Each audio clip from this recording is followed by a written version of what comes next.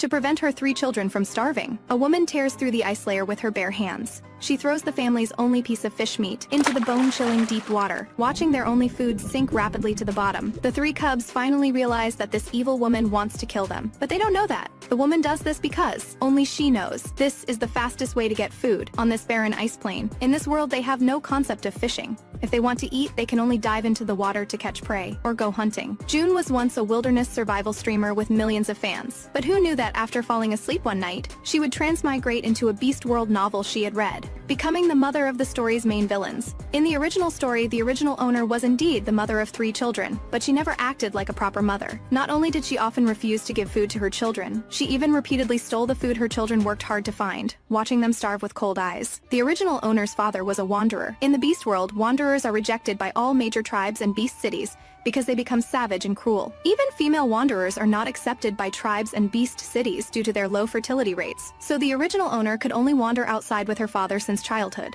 But 3 years ago, her father was killed while hunting, and the original owner had to survive on her own. Women in the Beast World have almost 0 combat ability. To survive, the original owner came up with a bold idea: to find a powerful man from a strong tribe to support her. By coincidence, 3 years ago she discovered a male foxman with a 6-star beast soul in a cave. In the Beast World, having even a 2-star beast soul warrior in an ordinary small tribe is already rare, let alone such a powerful 6-star beast soul. So the original owner took advantage of his injury, drugged him, and forced mating with him, wanting him to become her mate. But unexpectedly, after one night when she went to find water the next day, the fox man had disappeared when she returned to the cave. What she didn't expect even more was that just one night together resulted in her giving birth to Jasper and Jojo, 2 fox cubs. This made the already difficult life of the original owner even harder, but she didn't give up on finding powerful men. Not long after giving birth to 2 fox cubs, she encountered a male snake man. After their passion, the snake man was furious and wanted to harm the original owner, so she fled in fear. Soon after, she gave birth to a snake child. 3 cubs made her life even more difficult. She felt the children were a burden, always eating her fill first when there was food, leaving only scraps for the cubs. This caused the cubs to receive no love during their growth,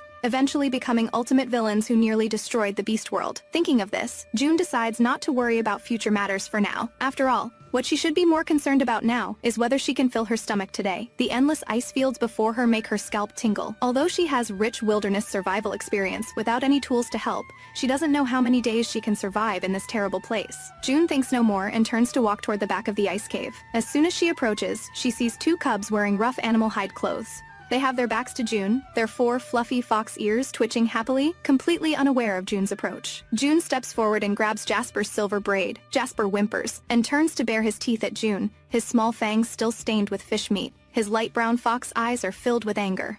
"You dummy, what are you doing? Let me go!" Jojo beside him sees her brother being caught. Her pair of bright blue fox eyes blink innocently as she looks at June. "Mommy, Jojo is so hungry. Jojo hasn't had meat for several days. Please don't take Jojo's food away, okay?" June is stunned by this. Just as her heart softens, Jojo grabs the remaining meat and runs away. After running far, she doesn't forget to turn back and make a face at June.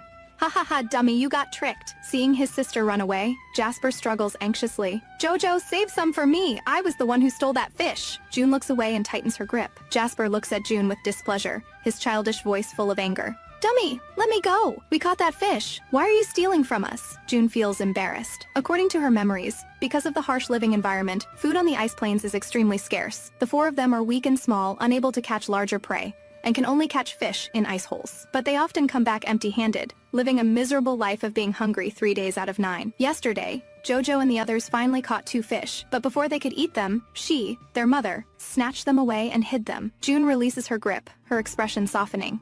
"If you want to eat, just tell Mommy. I'll give it to you." As soon as June finishes speaking, she sees Jasper roll his eyes. "Dummy, you only steal our food. You would never give us any." June feels speechless. The original owner indeed wouldn't, because in the original story she repeatedly stole food from the cubs, making them hate her deeply. When they grew up to become villains, they personally stuffed food into her mouth until she died from overeating, then threw her body to fierce beasts to be devoured completely. Thinking of her fate, June frowns. But fortunately, the cubs are still young, so there's still time to improve her relationship with them. June firmly grabs Jasper's hand and picks up the remaining fish head from the ground. I'm not refusing to give you food. It's just that we have limited food now. If we eat it all at once, what will we do when we're hungry again? Jasper wants to break free from June's grip, but June holds too tightly. However, hearing her words, Jasper's light brown fox eyes look at her curiously. When has this dummy ever explained herself when stealing their things? She's obviously lying. He won't believe this dummy. Dummy, what exactly are you trying to do? June leads him to an ice hole and says, "Go into the ice cave and help mommy get that hide strip." Jasper furrows his pretty little brows without moving. Dummy, what are you going to do? June waves the fish head in her hand and smiles. You'll know in a moment. Be good and go quickly. Jasper stares at her smile in a daze. This dummy has never smiled at them before.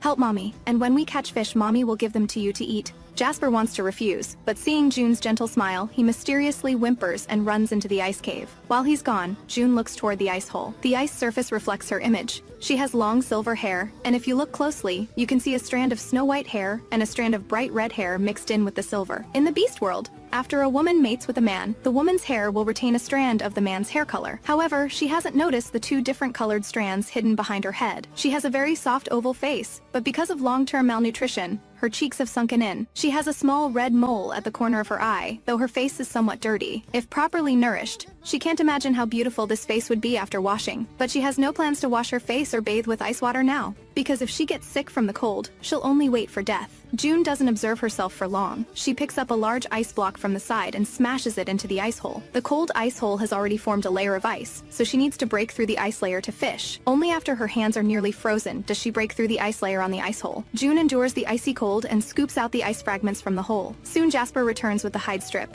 This was something they had found on the ice plains before, scraps cut from animal hide that looked like rope. June ties the fish head to the hide and throws it into the ice hole. Jasper becomes anxious immediately.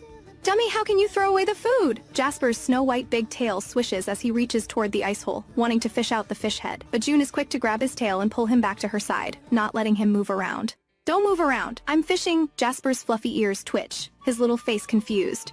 What's fishing? Because in this primitive beast world, they have no concept of fishing. So June explains, it means putting bait that fish like to eat into the water. When they bite the bait, we catch them. Jasper seems to understand, but looks at June uncertainly. While they're talking, a cold wind blows, and June quickly hugs Jasper to shield him from the cold wind. Jasper feels the warmth of her embrace and freezes completely. What's wrong with this dummy today? She's actually hugging him? Suddenly Jasper's expression changes, and he forcefully pushes June away.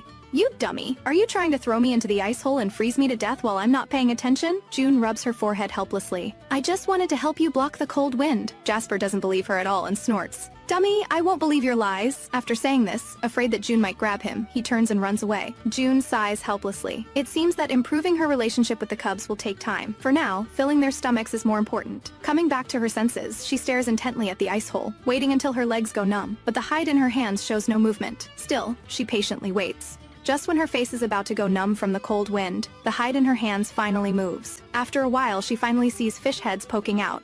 June immediately picks up a nearby ice block and smashes it hard into the ice hole. After several hits, her stiff face finally shows a smile. Great, we won't go hungry today. The fish head attracted several fish, and her smashing just now knocked them all unconscious. June pulls up the unconscious fish, 5 fish in total. Fish in the beast world are quite large, each weighing about 20 pounds, enough to ensure they won't go hungry for 2 days. Soon, June drags these fish back to the ice cave and stores them, but unexpectedly, just after putting the fish away, she hears arguing sounds from outside. June worries that something happened to the cubs and quickly runs out of the ice cave. Following the sound, she sees a bright red little python wrapped around a polar bear cub. The polar bear cub's face is red from being squeezed, and he's about to suffocate. The bright red little python slowly lifts its head, then opens its fangs to bite the polar bear cub. June's expression changes dramatically. Jace, stop! Hearing the voice, the bright red little python Jace stops and looks back at June. Seeing June, his expression becomes even colder, and he turns to bite down. Seeing this, June quickly rushes over to pick up Jace, grabbing his head as he tries to attack the polar bear cub. The polar bear cub finally breaks free, quickly gets up from the ground, and runs away. Jace sees him take the fish from the ground and angrily flicks his snake tongue at June,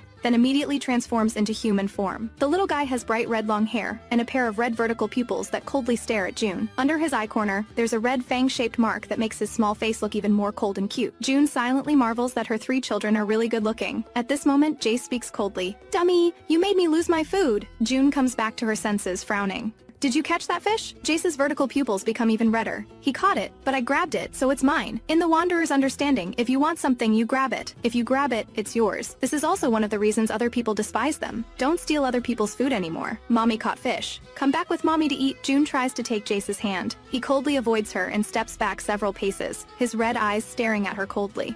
Dummy, you wouldn't be so kind as to give me food. What bad idea are you plotting now? June opens her mouth, and a clear voice sounds in her mind.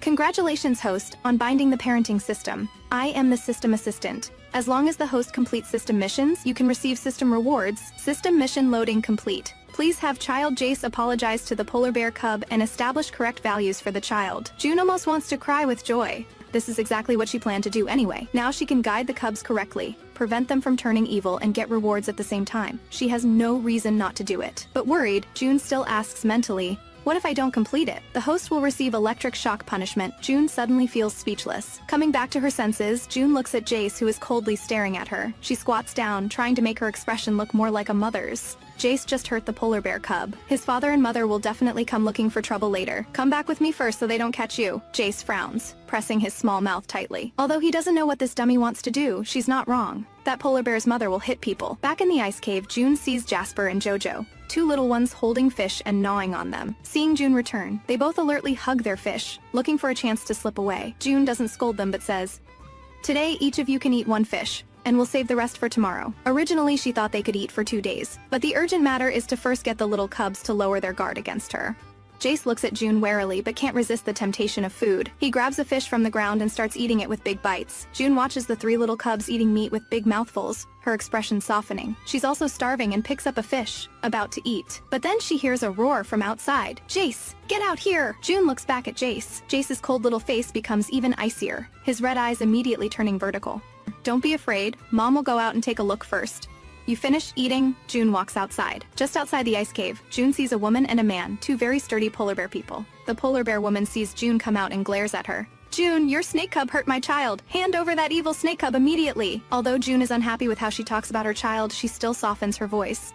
After all, Jace was in the wrong first. I already understand what happened. It was indeed my Jace who did wrong, and it's my failure as a mother. I apologize to you. June's attitude stuns all 3 members of the polar bear family. This kind of thing had happened before. Every time, June would throw out whichever cub they wanted and let them deal with it. They would just let their cub beat up her cubs, and that would be the end of it. But today, June actually apologizes voluntarily. Inside the ice cave, Jace hears June's words and expressionlessly finishes the last bite of meat, then stands up. Jojo sees Jace get up and blinks her clear big eyes, tilting her little head. "Jace, you should find a chance to run, or that dummy will definitely hand you over to those polar bears." Jasper nods.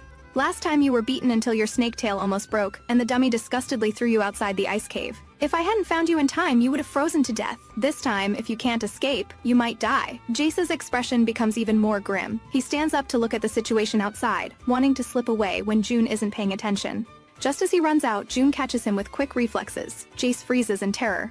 "Dummy, let me go!" June gently pats his bottom and lowers her voice. "Don't run. Listen to me. I promise they won't hurt you." Jace doesn't believe her at all and struggles to get down.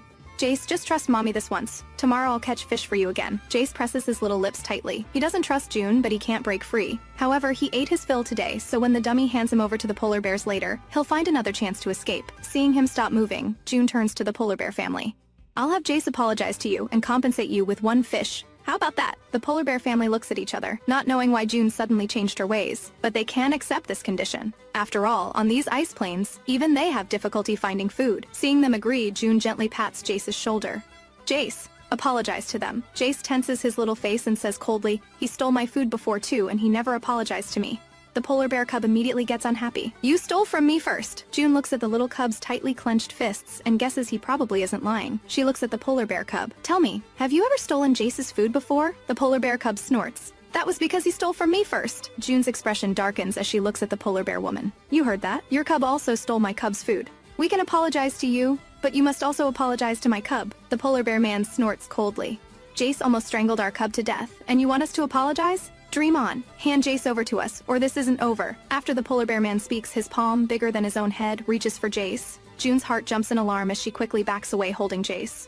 "You're a grown man bullying a cub and a woman. Aren't you afraid of being punished by the beast god? Even as wanderers, women are much more precious than men and cannot be bullied casually." Jace is amazed that June actually defends him this time. The polar bear man hesitates for a moment after hearing June's words. He is afraid of beast god's punishment. Seeing his hesitation, June continues. "I said we're willing to apologize for today's incident, but your cub must also apologize to Jace for what he did before." The polar bear man looks at the woman to let her decide. Compared to beating up Jace, the polar bear woman wants food more. After all, it's going to get colder, and they must prepare sufficient food. "Fine." She grabs the polar bear cub. "Apologize to that snake cub." The polar bear cub is unwilling but obediently opens his mouth. "Sorry." June also looks at Jace. Jace's gloomy little brows are almost twisted into the character for River. Jace has realized his mistake. Now it's your turn. Jace glares at June and says stiffly, sorry. One apology saves him from a beating. Jace doesn't think he's at a loss. Congratulations, host, on completing the mission to have Cub Jace apologize. The system will give the host a mission reward, fire starter. Please check. June sees a lighter appear in the void space. She needs the fire starter, but what she wants more now is food. Still, having something is better than nothing. She uses her mind to temporarily store the fire starter in the system's void space. After June gives the polar bear family one fish, they leave. June returns to the ice cave and gets an eye roll from Jasper. Dummy, you actually gave away a fish for free. Don't you know food is hard to find now? Tomorrow you can just wait to go hungry. Jojo shakes her two fluffy ears and gives June a very fake smile, obviously thinking the same as Jasper. Mom will continue looking for food tomorrow. I won't let you go hungry. Jace stands aside watching June without speaking, then walks over to lie down next to Jasper and the others. The three well-fed cubs huddle together on the ground and close their eyes, obviously not taking June's words to heart. June wipes her face and tells herself that difficult children aren't easy to teach. Then she looks at the only remaining fish on the ground, swallows, and uses the ice blade to cut off a small piece of meat. She doesn't like eating raw food, but this terrible place has no firewood at all. Even with a fire starter, it's useless. To avoid starving to death, she can only make do. Fortunately, she doesn't mind raw fish. After eating a palm-sized piece of fish meat, she puts the rest away. She looks at the three cubs huddled together on the ground and takes a hide from the bed to cover them. June glances at the darkening sky outside, lies down on the ice bed, and slowly closes her eyes. In her sleep, June feels violent shaking and wakes up startled. She gets up from the bed, feels the trembling under her feet, and quickly runs outside the cave to check the situation. After seeing clearly, her face turns pale. The ice block where the ice cave sits has cracked and is separating from the mountain. If they don't leave quickly, they'll be trapped on the floating ice. Who knows where they'll drift to? And there are many man-eating wild beasts in the water. June has no time to think. She turns and runs back to the ice cave to wake the cubs. Jace, wake up quickly. The ice surface where the ice cave sits is separating from the mountain. We need to leave here fast. The cubs wake up immediately. Jasper is the first to realize what's happening. He quickly gets up and immediately rushes toward the remaining fish, hugging it tightly. June finds this both funny and touching. She quickly rolls up the hides in the cave. This is all the possessions of their family of 4. Follow mommy quickly. The little cubs transform into beast form. Jace becomes a bright red python. Jasper and Jojo become 2 white snow foxes. June also transforms into a silver frost wolf and leads the cubs, quickly running toward the mountain. But the giant ice block has already separated from the mountain. They're already at some distance from the mountain. The cubs are still young. They can't jump this distance at all. Jojo fearfully huddles closer to her brother. She's still too young and wants to cry when facing danger. June quickly backs up, then rushes forward and jumps to the other shore in one leap.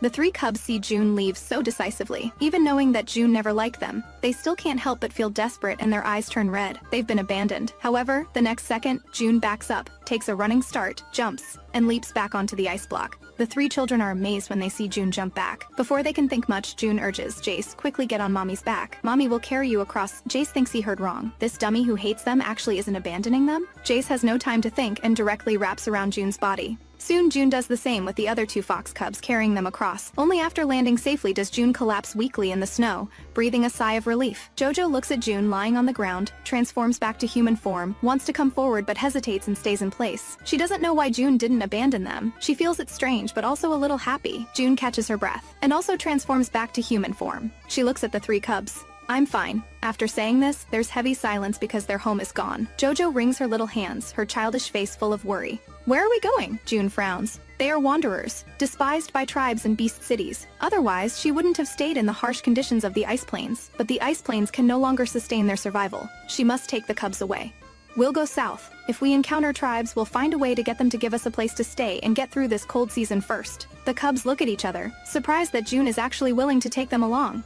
Dummy, are you taking us with you? Jasper can't help but ask. As soon as he asks, June flicks his forehead. What dummy? I'm your mother. Of course I'll take you with me. Ding dong, system mission. Host must get the 3 children to call you mom. Complete the mission to receive system rewards. Mission difficulty: 3 stars. Receiving the mission, June sees that all 3 cubs remain silent, so she deliberately puts on a stern face. Come on, call me mom. Jojo is stunned, her rosy little mouth opening and closing. Finally, she shows a fake smile and stiffly says, Mom. June smiles and touches Jojo's soft little ears. Jojo is such a good girl. Jojo's little face immediately turns red. She blinks her big eyes at June. This dummy is really strange today, but she seems to like her this way. Jasper snorts. Jojo, this little traitor, is the best at pretending. He won't call this dummy. Mom Jace also doesn't speak, just looks at June with deep eyes. June purses her lips, suddenly feeling that this 3-star difficulty mission makes sense.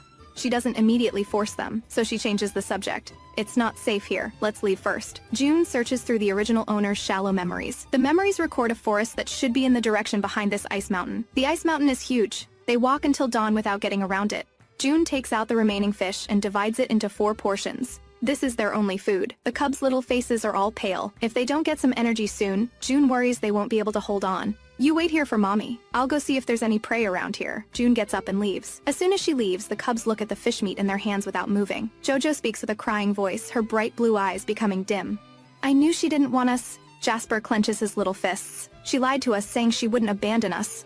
Jace presses his lips together, his red vertical pupils showing suppressed sadness, but it's quickly replaced by coldness. June doesn't know that just by going to find food, she's been misunderstood by the cubs. She walks on the snowy ground. Looking around, it's all white with no signs of any living creatures. Just when she feels disappointed, she suddenly hears a huge commotion behind her. June hides behind the ice mountain and looks at the scene not far away. Her hair stands on end. In the snowy field ahead, a huge golden tiger is biting the neck of a deer. Blood drips from the deer's neck onto the snow, dyeing it bright red. June unconsciously touches her own neck and swallows. Soon the deer goes silent in the tiger's mouth. The tiger doesn't immediately drag the deer away, but suddenly turns and leaves. June looks at the deer so close at hand and frowns in confusion. The food is right in front of her. Should she take it or not? If she doesn't take it, her cubs will have nothing to eat. If she takes it, what if the tiger returns? In the end, desire defeats reason. She darts to the deer, takes out her ice blade, and cuts off one of the deer's legs. She quickly buries the cut deer leg in the snow to freeze it. This way it won't leave a trail of blood when she runs. Then she takes out a white hide from her body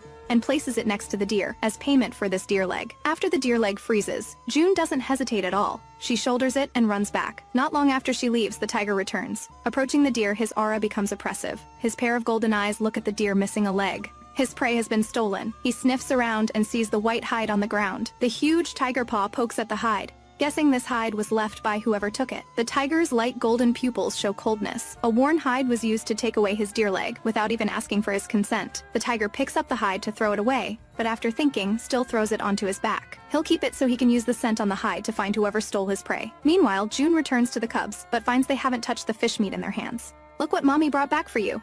The cubs are still immersed in the sadness of being abandoned by June and don't react. But seeing her carrying a deer leg thicker than her waist, Jasper blurts out, "Dummy, you didn't run away?" June puts down the deer leg and gently taps his forehead. No manners. Your mommy risked danger to find food, and this is how you think of me? Jasper covers his forehead. The stuffy feeling in his chest just now suddenly becomes light. It must be because he saw the deer leg.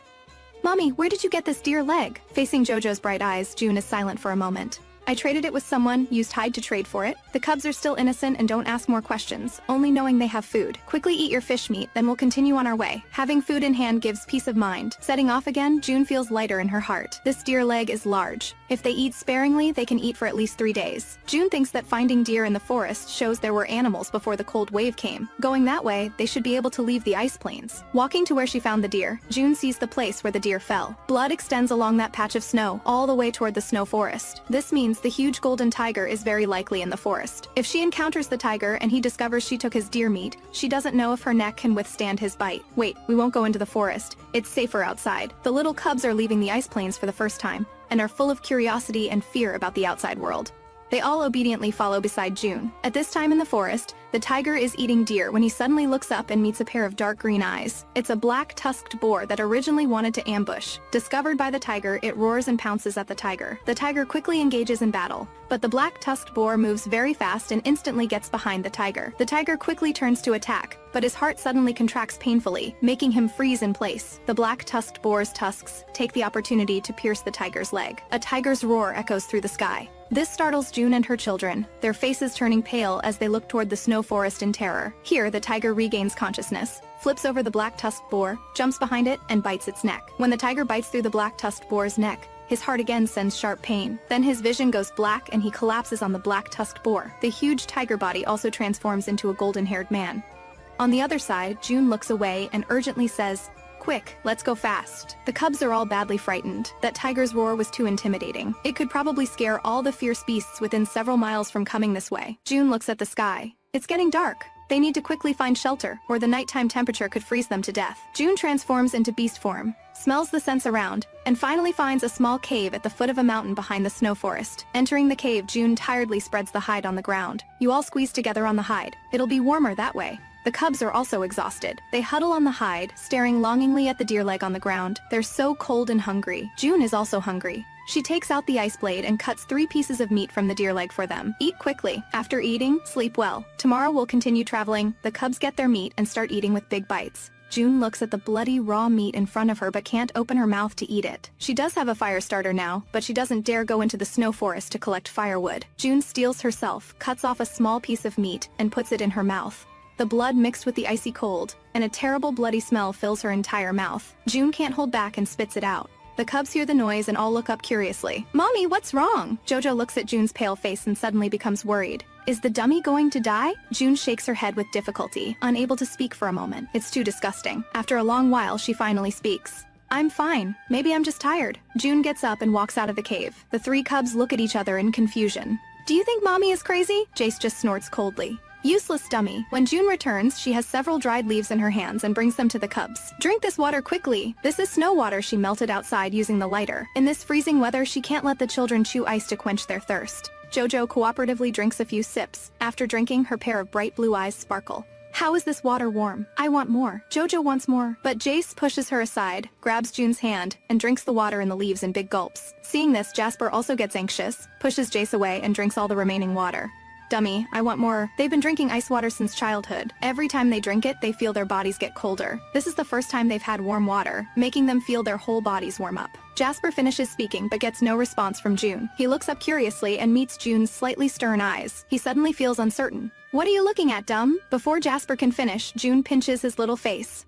"Haven't I told you what to call me?" Jasper's little face turns red from being pinched, but he still stubbornly glares. You didn't let us call you Mommy before. Now you want us to call you that." June's expression pauses. In the past, the original owner indeed worried that the cubs would interfere with finding men, so she didn't let them call her Mommy. She helplessly releases her grip. "Jace? Jasper? Jojo? Mommy has something to tell you." 3 pairs of different eyes look at her. "The ice plains are no longer suitable for our survival. Now we need to go to a place where we can stay alive. But Mommy doesn't know where that place is right now, so for the rest of our journey, our family must stick together. Just like with that water, I'll make sure each of you gets to drink some, so you don't need to fight over things with Mommy." The 3 little ones look confused, not knowing if they understand. In their minds, as wanderers, if you don't fight and grab, you'll starve to death. June just wants to tell them about the importance of family unity. She divides her portion of deer meat into 3 parts and gives it to them. "Mommy won't eat this portion. You can have it this time." All 3 little ones don't immediately grab the deer meat. They just look at June in surprise. June doesn't look at them anymore. She just wants to get a good night's sleep now. She closes her eyes and lies down on the hide. The children look at each other. Then the 3 little heads come together, whispering about something. The next day when June wakes up, the sky is falling because her cubs are all gone. She smells around the cave. There's no scent of fierce beasts, so it shouldn't be that beasts came in and took the cubs away. But her frown still doesn't relax. She quickly goes outside the cave to look for the children. What June doesn't know is that as soon as she leaves the cave, the children huff and puff as they carry something back into the cave. After putting it in the cave, the cubs nod very satisfactorily. Now the dummy should be satisfied. Jace remains expressionless. There's still food in the snow forest. Let's hurry and bring it back. Soon, the 3 little ones set out again toward the snow forest. June follows the cubs' scent and runs around but doesn't find any trace of them. Her eyes turn red with worry. Those cubs love food the most. When she got up in the morning and found the deer legs still there, maybe they went back to eat when they got hungry. Thinking this, June heads back. She returns to the cave and freezes completely as soon as she walks in.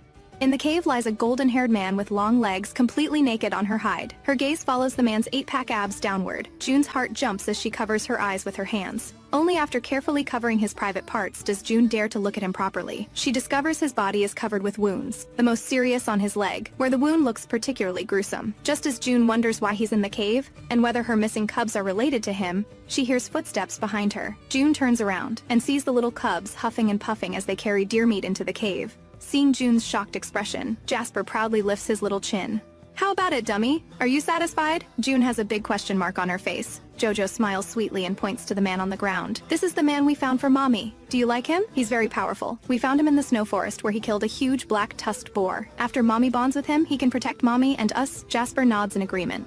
That's right, you should bond quickly. It won't be easy to handle when he wakes up. June feels speechless. She suddenly realizes her education over the past 2 days has failed. She hasn't corrected this yet, and now they've brought her a husband. When June talks with the cubs, she doesn't notice that the man on the hide has already awakened. Zane listens to the conversation between the mother and 4 children, his golden eyes narrowing coldly. This female wanderer and her children captured him while he was severely injured and want him to become her mate. How ridiculous. Zane tries to move but pulls at his wounds, making him groan in pain. The slight sound immediately catches Jace's attention. His bright red snake eyes quickly look toward Zane. June also turns to look at this handsome man. Zane stares coldly at June. Who are you? Even though Zane is severely injured, his aura is too strong. Jojo gets scared and hides behind June. Jasper is also afraid, completely losing his earlier proud attitude. But he's a man who stands tall, so how can he hide behind a woman? He boldly steps forward and snorts. Big man, you're going to be the dummy's mate from now on. Zane's handsome face shows icy coldness. I won't be your mother's mate. June never planned to bond with him either, but hearing his blunt rejection still annoys her. I don't need you to be my mate either. My cubs found you in the snow forest and brought you here, saving you from being devoured by other fierce beasts. You should thank my cubs, not reject us here. Zane is stunned. He's very surprised that under his deliberately released powerful aura, this thin, not very clean woman still dares to face him directly. She has more courage than those tribal women. Zane's gaze shifts to the corner where a partially eaten deer leg sits. This deer leg is the one stolen from him. Zane's eyes turn cold again as he looks at June. As expected of wanderers completely without morals. To thank them for bringing me to the cave, that deer leg counts as payment. June follows Zane's gaze. After confirming Zane is talking about yesterday's deer leg, her expression changes. No way, no way. This handsome tiger man is the golden tiger who hunted the deer yesterday? June feels speechless. She has that awkward feeling of being caught red-handed stealing. I left a piece of hide, Zane laughs coldly. Did you ask her my permission? The 3 cubs watch June and Zane go back and forth, thinking they're getting along quite well. They're even more satisfied with bringing Zane back. Last night they saw June try to eat deer meat and throw up, so they unanimously decided that the dummy urgently needs a capable man to take care of her, or she might die. Though the cubs all dislike June, they don't want her to die either. When they went to the snow forest and encountered Zane, they brought him back for June. Zane sees June looking embarrassed and thinks she's not completely bad. Before my injuries heal, I'll temporarily stay in this cave. This is clearly our cave that we found first. June thinks this man's origin is unclear. What if he's harmful to her and the cubs? But the next second, Zane throws the hide June left earlier back to her.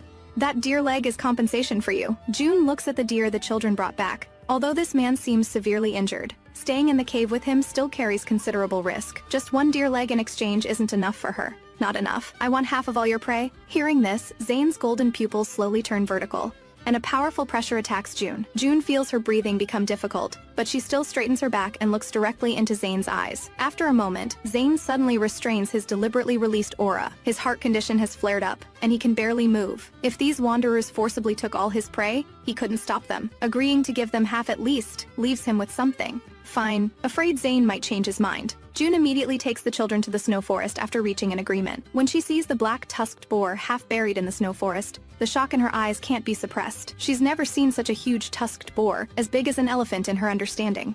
Dummy, what are you standing there for? Come help carry the prey. June snaps back to attention and steps forward. Wait, let me cut off its hide first. Zane agreed to give them half the food but didn't specify ownership of the hide. The black tusked boar's hide is large and warm. With it, tonight she and the children won't shiver from cold anymore. Soon June folds up the cut hide and uses her ice blade to cut the meat into small pieces. You take this meat back first. Mommy will guard here. The 3 children carry the meat toward the cave. While guarding, June also looks for firewood in the snow forest. She must eat a warm piece of roasted meat tonight. The 4 of them go back and forth until nightfall, finally carrying all the cut meat back to the cave.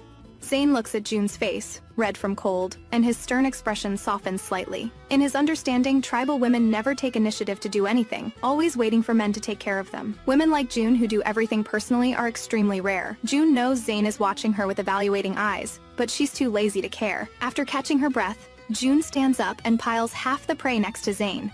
This half is yours. Zane sees she divided it fairly, even giving him a little extra. His gaze toward her softens more. The cave isn't large, so June can only find the spot farthest from Zane to sit down and stack the stones she collected. Jasper and the others have been starving, and grab the deer meat piled nearby to eat. But before the meat reaches his mouth, June stops him. Wait! Jasper angrily glares at June. Dummy, there's so much food here, and you still want to steal mine? June sees he misunderstood and explains. Mommy won't steal yours. I want to cook the meat for you to eat. Jasper's angry big eyes show confusion. What does cook mean? We've always eaten like this. June knows they've eaten raw food since childhood and have never even seen fire, so not understanding cooked food is normal.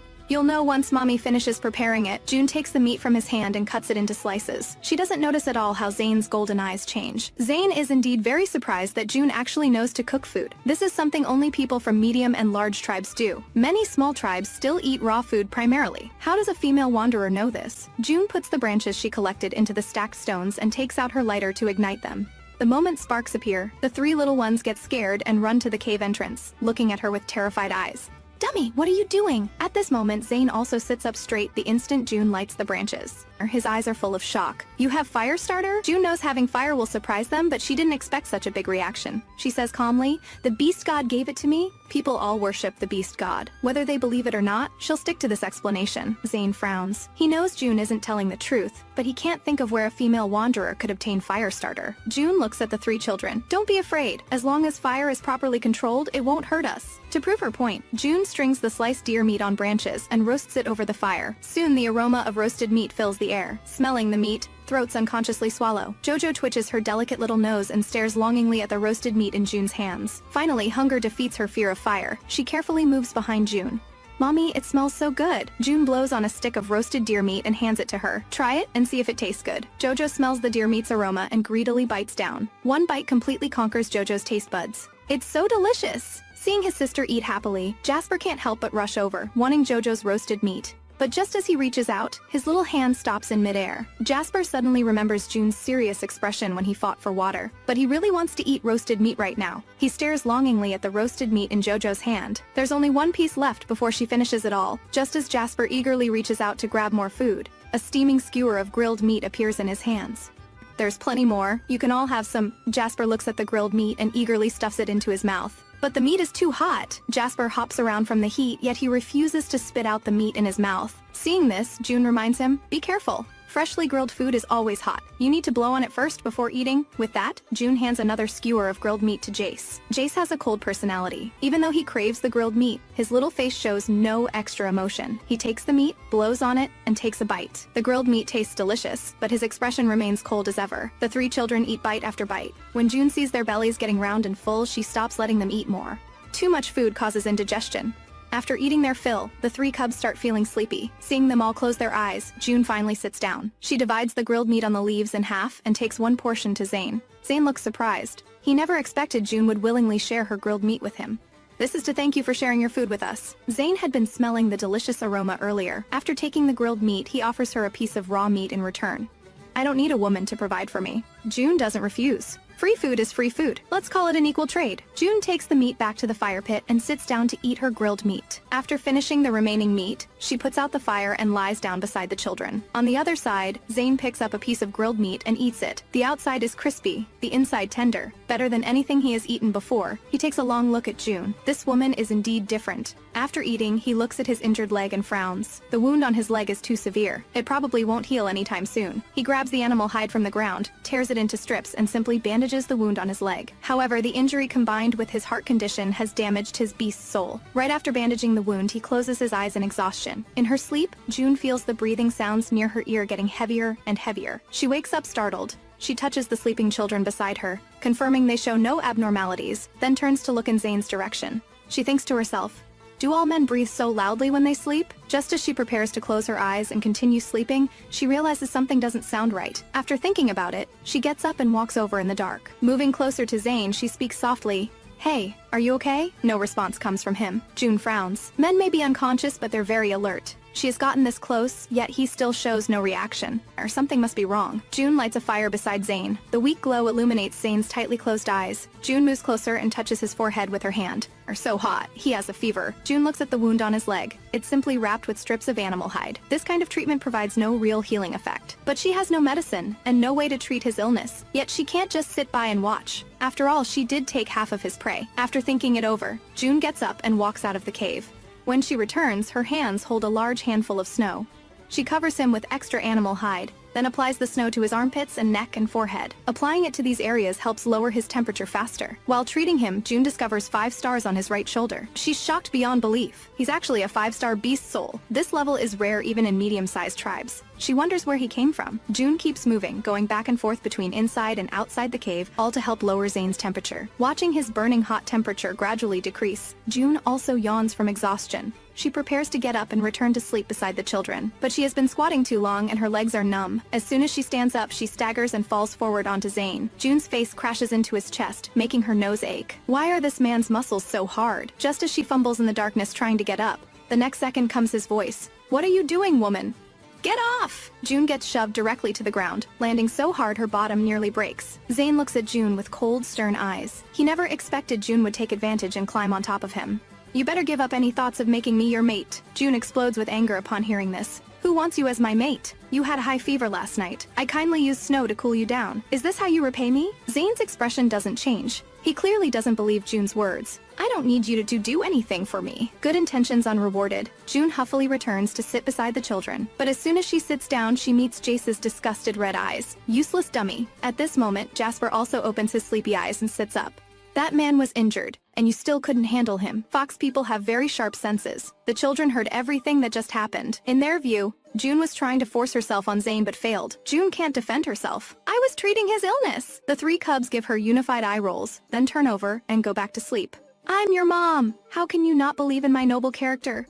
"Mommy, what's character? Can you eat it?" Jojo turns around with an innocent face, her bright blue eyes full of curiosity. "No, you can't." "Mommy, good girl. If we can't eat it, we don't want it." June feels depressed and covers her face. Zane listens to the conversation between the mother and her children, his lips pressed tighter and tighter, but he soon discovers something unusual. Zane touches his neck with his hand and feels snow residue. Moving his hand down, he finds the armpits and leg areas are all covered with snow residue too. That woman just said he had a fever, and she was using snow to cool him down. Zane recalls that in his sleep, his breathing did feel like spitting fire and was very uncomfortable. Could what she said be true? Zane looks toward June. Even in the dim cave, he can clearly see her curled up in the animal hide, her small, frail body. According to a wanderer's temperament, shouldn't she wish for his death so she could seize all his food? Zane feels puzzled. He also thinks June seems somewhat different from the wanderers he has encountered before. When June wakes up, it's already bright daylight outside. The moment she opens her eyes, she faces 3 pairs of eyes staring at her expectantly.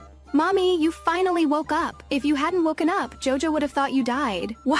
Seeing the little cubs so sad, June quickly gets up and holds Jojo, gently comforting her.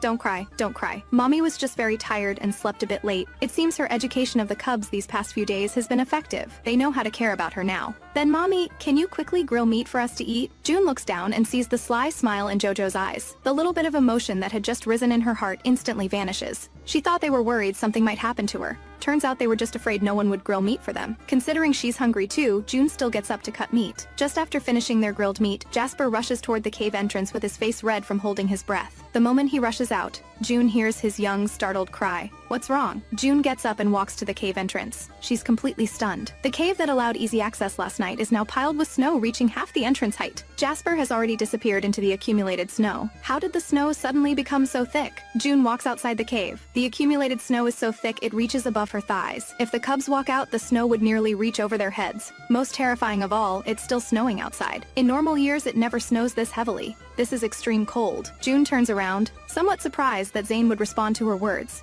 Seeing her surprised expression, Zane's golden eyes flash with an unusual color. "I misunderstood you last night. I apologize." June never expected him to immediately apologize after recognizing his mistake. This slightly reduces her displeasure with Zane. "I'm magnanimous and won't argue with an ignorant man like you." Zane looks at her smile covered in grime and wordlessly looks away. "What do you mean by extreme cold?" Zane looks at the accumulated snow at the cave entrance, his expression also becoming somewhat grim. During extreme cold, it gets much colder than during regular cold seasons. The snow falls much heavier too. What we're seeing now is just the beginning. Hearing that this is just the beginning, June's heart turns half cold. It's just the beginning, yet the snow is already this thick. If it continues, they'll only be trapped here to die. No way. We must find a way to leave. Seeming to see through June's thoughts, Zane speaks calmly. "You can't get out." Meeting June's puzzled gaze, Zane continues. "Our cave entrance sits relatively high, but the accumulated snow has already covered nearly half the entrance. This means the snow on the path below the entrance is even deeper. If you want to leave, you can only go up the mountain, but the mountain is full of fierce beasts." June thinks of that black-tusked boar. If they encounter it, what could she use to escape unharmed? We can't leave. Can't you either? Zane lowers his eyes without answering. Taking a deep breath, he starts coughing violently. His leg injury is secondary. What's life-threatening is the stabbing pain in his heart that leaves him only able to sit here and wait for death. I can't let the children wait here with me to die. After saying this, June turns and walks outside the cave. Since staying here also means waiting to die, might as well take a desperate gamble. Zane watches June's figure quickly disappear into the heavy snow. Just as he tries to move, sharp pain shoots through his heart, making his vision go black as his body falls back down. June walks out of the cave with nearly half her body submerged in the heavy snow. Looking around, everywhere is a vast expanse of white snow with no signs of life. The rocks visible yesterday have completely disappeared today. She turns to look up at the cave above. Even the mountain rocks are invisible. There's no way to estimate how thick the snow attached to the rocks might be. June transforms into beast form and heads up the mountain. But after just a few steps, she becomes so stiff from the cold she can't continue. With no choice, she transforms back to human form and returns to the cave to light a fire for warmth. Mommy, can we not get out? Looking at such thick accumulated snow, Jojo's pretty little braids shake uneasily. June gently comforts her. No, we can. Are you hungry? Mommy will grill meat for you first. June somewhat absent-mindedly grills the meat. After it's ready, Jasper and Jace still haven't returned. June walks to the cave entrance. Jasper, Jace, come back for dinner. She calls several times, but no response comes from outside. The two children said they needed to pee and went outside earlier. Why have they been gone so long? June feels worried and walks into the accumulated snow. Looking at the vast white snow, June's heartbeat accelerates. Jasper felt some stomach discomfort when he woke up this morning, so he rushed outside to find a place to relieve himself. But he ran too fast and shook loose a lot of accumulated snow from the mountain. The snow directly buried him over his head. He can only search for the path back to the cave in the snow, not realizing he has already wandered farther and farther away.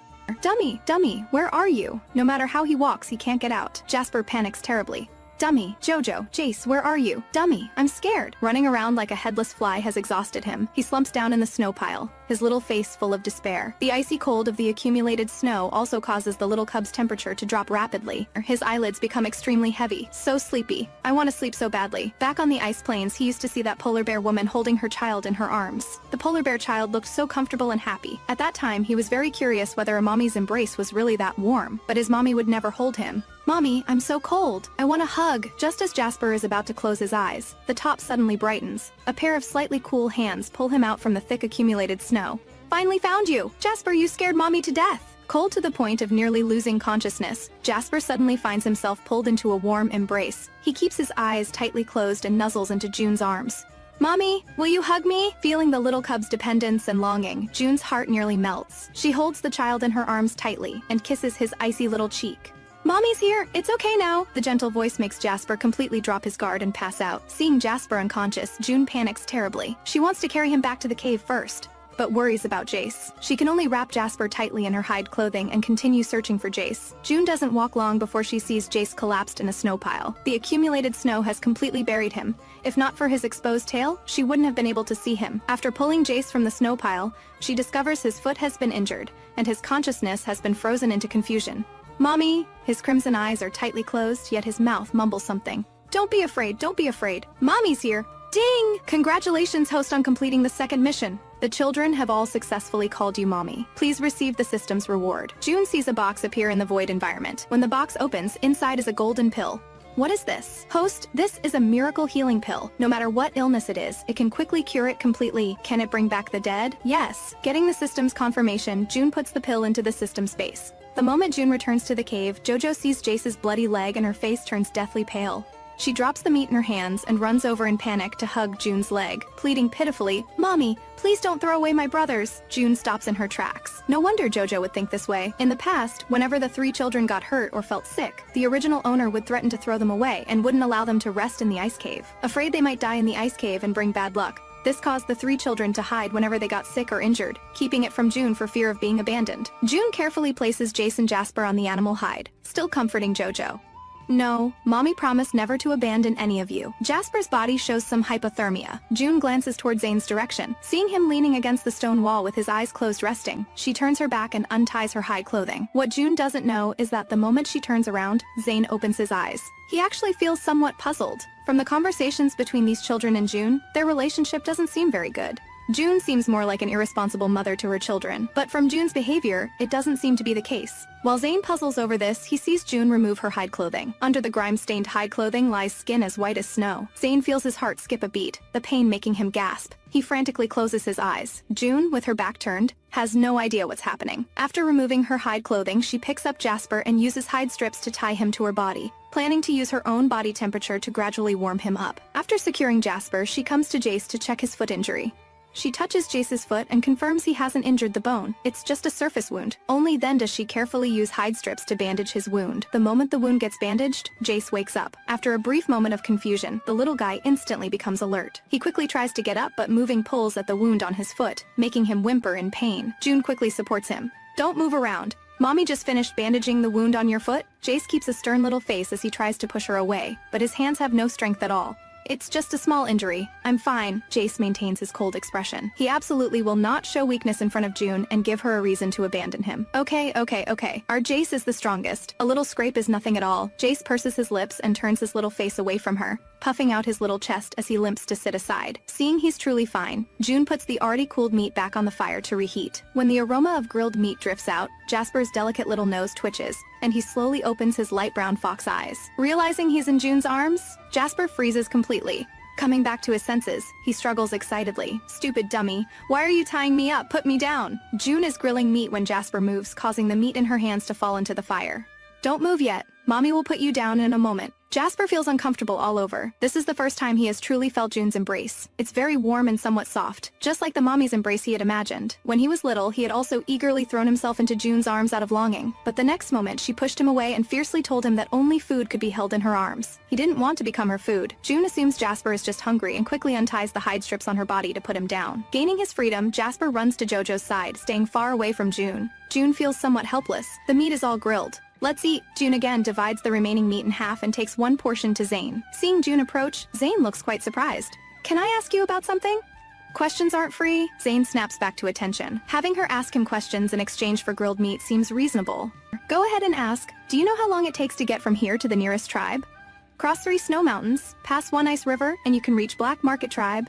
"Do you know the way?" Zane frowns. "I do. That makes things easier." June moves closer to him. Zane looks at her grime-covered face, which barely shows its original appearance, yet inexplicably thinks of that snow-white, smooth shoulder. His heart again sends abnormal stabbing pain. Zane leans his body backward, quickly creating distance between them. "What do you want to do?" June's face forms a smile. "I want to make a deal with you." "What kind?" Zane looks puzzled. "I heal your injuries, and you escort us forward to Black Market Tribe." Zane freezes, then laughs. "What? Don't you believe me?" Zane does have some intention to mock her overconfidence, but more so, he's bitter about his own situation. His heart condition has no cure. In the past, he could still use medicine to suppress it, but lately, the episodes have become more and more frequent. The doctor said that when his heart condition attacks reach a frequency of once every half day, that would be his death date. Now, his heart condition attacks have reached a frequency of once per day. How could a female wanderer possibly cure him? "You can't heal me. How do you know if you don't try?" If she had a choice, June absolutely wouldn't want to make this deal with Zane, because she would be taking on greater risk. But she has no choice now. With snow everywhere, she can only take a desperate gamble. "We're going to die staying here anyway. Might as well trust me once." Whether it's June's eyes being too sincere, Zane finds himself nodding as if possessed. "Alright, wait for me to make preparations, then I can heal you." June isn't foolish enough to directly take out the medicine. After speaking, she gets up and returns to the children's side, having them go to sleep. When Zane wakes up, he can no longer sense June and the others' presence. He opens his eyes and scans around the cave. His golden pupils instantly darken, and his eyes show extreme self-mockery. The cave now sits completely empty with nothing there. Even his half of the food has disappeared. They left and took his prey with them. From the beginning, he shouldn't have chosen to trust that female wanderer. Zane closes his eyes. When he learned his heart condition had no cure, he had already thought about his ending. Nothing more than finding a deserted place to quietly die. He had already thought it through, but when he heard that woman say she could heal him last night, he stupidly held on to hope. Just as Zane wallows in despair, a familiar voice rings out. "You're awake? The meat just finished grilling. Hurry up and eat." Zane's eyes snap open, staring at June in shock. "You didn't leave?" June looks at his reaction with some confusion.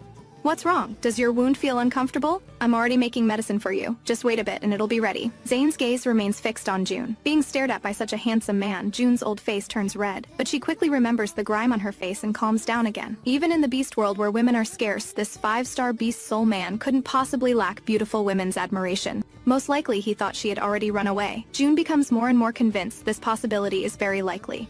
"Don't worry. Since I already promised to heal you, I won't go back on my word. I got up early and took the children outside to build a snow shelter. I want to grill all the meat thoroughly. That way it'll be more convenient on the road. Grilled meat also has no bloody smell and won't easily attract fierce beasts. I haven't grilled your portion yet. If you don't want me to. Zane comes back to his senses, warmth rising in his heart.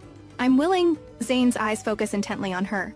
Handle the prey however you want. Oh, then I'll grill it together later. Eat first while I go prepare your medicine. June puts down the meat and turns to leave the cave. Zane looks at the grilled meat, his golden eyes bursting with unusual radiance. Outside the cave, the three little ones are guarding the ice shelter, watching the meat on the rack. They're no longer as afraid of fire as yesterday. Bold Jace can even handle grilling meat himself. June melts ice chunks, then uses leaves to contain the liquid, then takes the pill from the system space and puts it into the juice. Watch the grilled meat carefully. Mommy will be right back. Jojo watches June carry the leaves into the cave again, her beautiful bright blue eyes blinking. Big brother, do you think Dummy really likes that man? If she has other children with the man later, will she not want us anymore? Jasper, who had been absorbed in the aroma of grilled meat, suddenly hears Jojo say this and gets so angry his hair stands up. Then tonight I'll throw that man into the snow pile. Jace calmly flips the grilled meat. He'll die on his own. Jojo and Jasper look confused. He's a 5-star beast soul powerhouse. How could he die? Jace places the finished meat on leaves, his crimson snake eyes carrying maturity beyond his age. This morning I smelled the scent of death on him. He had smelled this scent on dying people before, so he determines Zane will die soon. Walking into the cave, June brings the juice containing the dissolved medicine to Zane. Drink this and you'll be healed. Zane looks at the murky juice. He can only smell a faint grassy scent and doesn't know what it is. He doesn't hesitate and drinks the juice in one gulp. The moment the medicine enters his mouth, a cool energy instantly breaks through his skull, then flows through his limbs and bones. His heart suddenly sends unbearable stabbing pain. June watches his face instantly turn pale and gets scared. How do you feel? Zane only feels blood rushing upward. Immediately after, he spits out a mouthful of fresh blood and passes out. June reaches out to feel Zane's pulse. Damn it, no pulse! June frantically calls the system. System, get out here! Didn't you say that medicine cures all diseases? How did it kill the person? Host, don't panic. Let me run a diagnostic. After a moment, the system's voice responds. This golden tiger man previously suffered severe heart meridian damage. After the medicine takes effect, it will help reconstruct his heart meridian, so it looks like his heart stopped beating. Once his heart meridian reconstruction succeeds, he'll wake up. Hearing the system's explanation, June finally relaxes. As long as he's not dead, during the wait for Zane to wake up, June doesn't leave, in case of emergencies. Before long, a golden light bursts from Zane's body. Wherever the golden light covers, wounds heal at a visible speed. June stares wide-eyed in shock. This pill is too amazing. Even his leg wound with torn flesh has completely healed. Soon Zane opens his eyes, feeling his body surrounded by warm currents. The originally dim beast marks on his hands now seem plated with bright gold, gleaming even in the dim cave. He stands up, his golden eyes becoming radiant at this moment. Are your injuries completely healed? Zane takes a deep breath, feeling no stabbing pain in his heart whatsoever. He looks at June in disbelief. June suddenly feels uncertain. What if this man goes back on his word? Thank you. My body has completely recovered. I will do everything in my power to escort you to Black Market Tribe as thanks. June hears Zane's promise and secretly breathes a sigh of relief. This man has good character. I'm June. Zane, with their agreement reached. June's anxious heart settles somewhat. Zane walks to the cave entrance and looks at the outside situation. The snow is getting heavier. We can't delay here any longer. We leave first thing tomorrow morning. June nods in agreement. All right, I'll go find firewood. After Zane leaves the cave, June turns back to the ice shelter. The moment she enters, she sees 3 pairs of big eyes staring at her. Just now, they saw Zane walk out of the cave completely unharmed. Even the death scent on him had disappeared. They're all very curious, but they're still too young.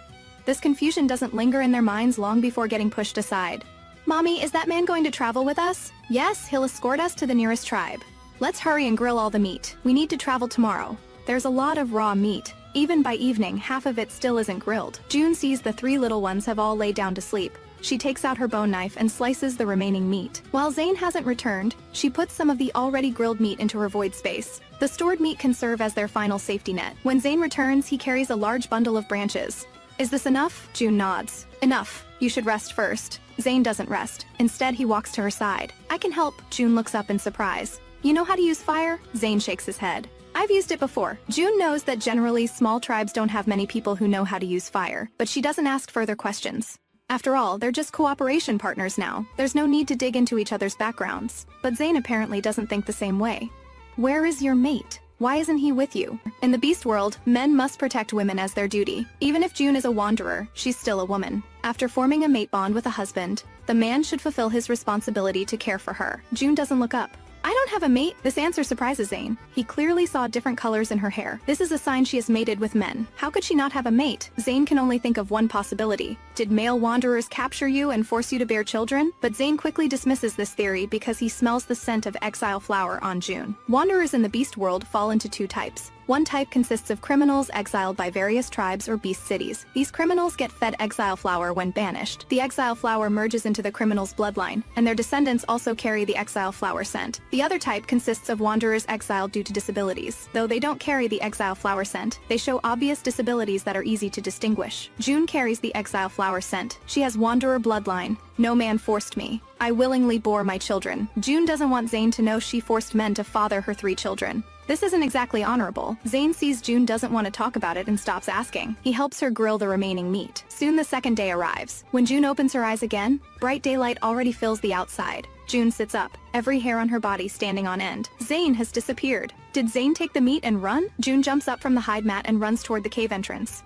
Just as she rushes to the entrance, she collides with a tall figure. June blinks. She thought Zane had taken the meat and fled. Realizing she misunderstood him, she feels somewhat embarrassed. I was just anxious to come out and check the outside situation. Zane doesn't doubt her words. The morning snow accumulated even more than last night. I've already packed the food. Once you and the children are ready, we can set off. June goes back into the cave and wakes up the children. Knowing they need to travel today, the children all obediently eat their grilled meat and follow June outside. Seeing them come out, Zane also transforms into a golden tiger and speaks in a low voice. Bring the children up. After transforming into beast form, even while lying down, Zane stands very tall. June carries the children one by one onto Zane's back. Seeing them seated properly, Zane places the hide-wrapped dried meat on his back. His body is extremely large. Even though the accumulated snow is thick, it only reaches about 1/3 of his body height.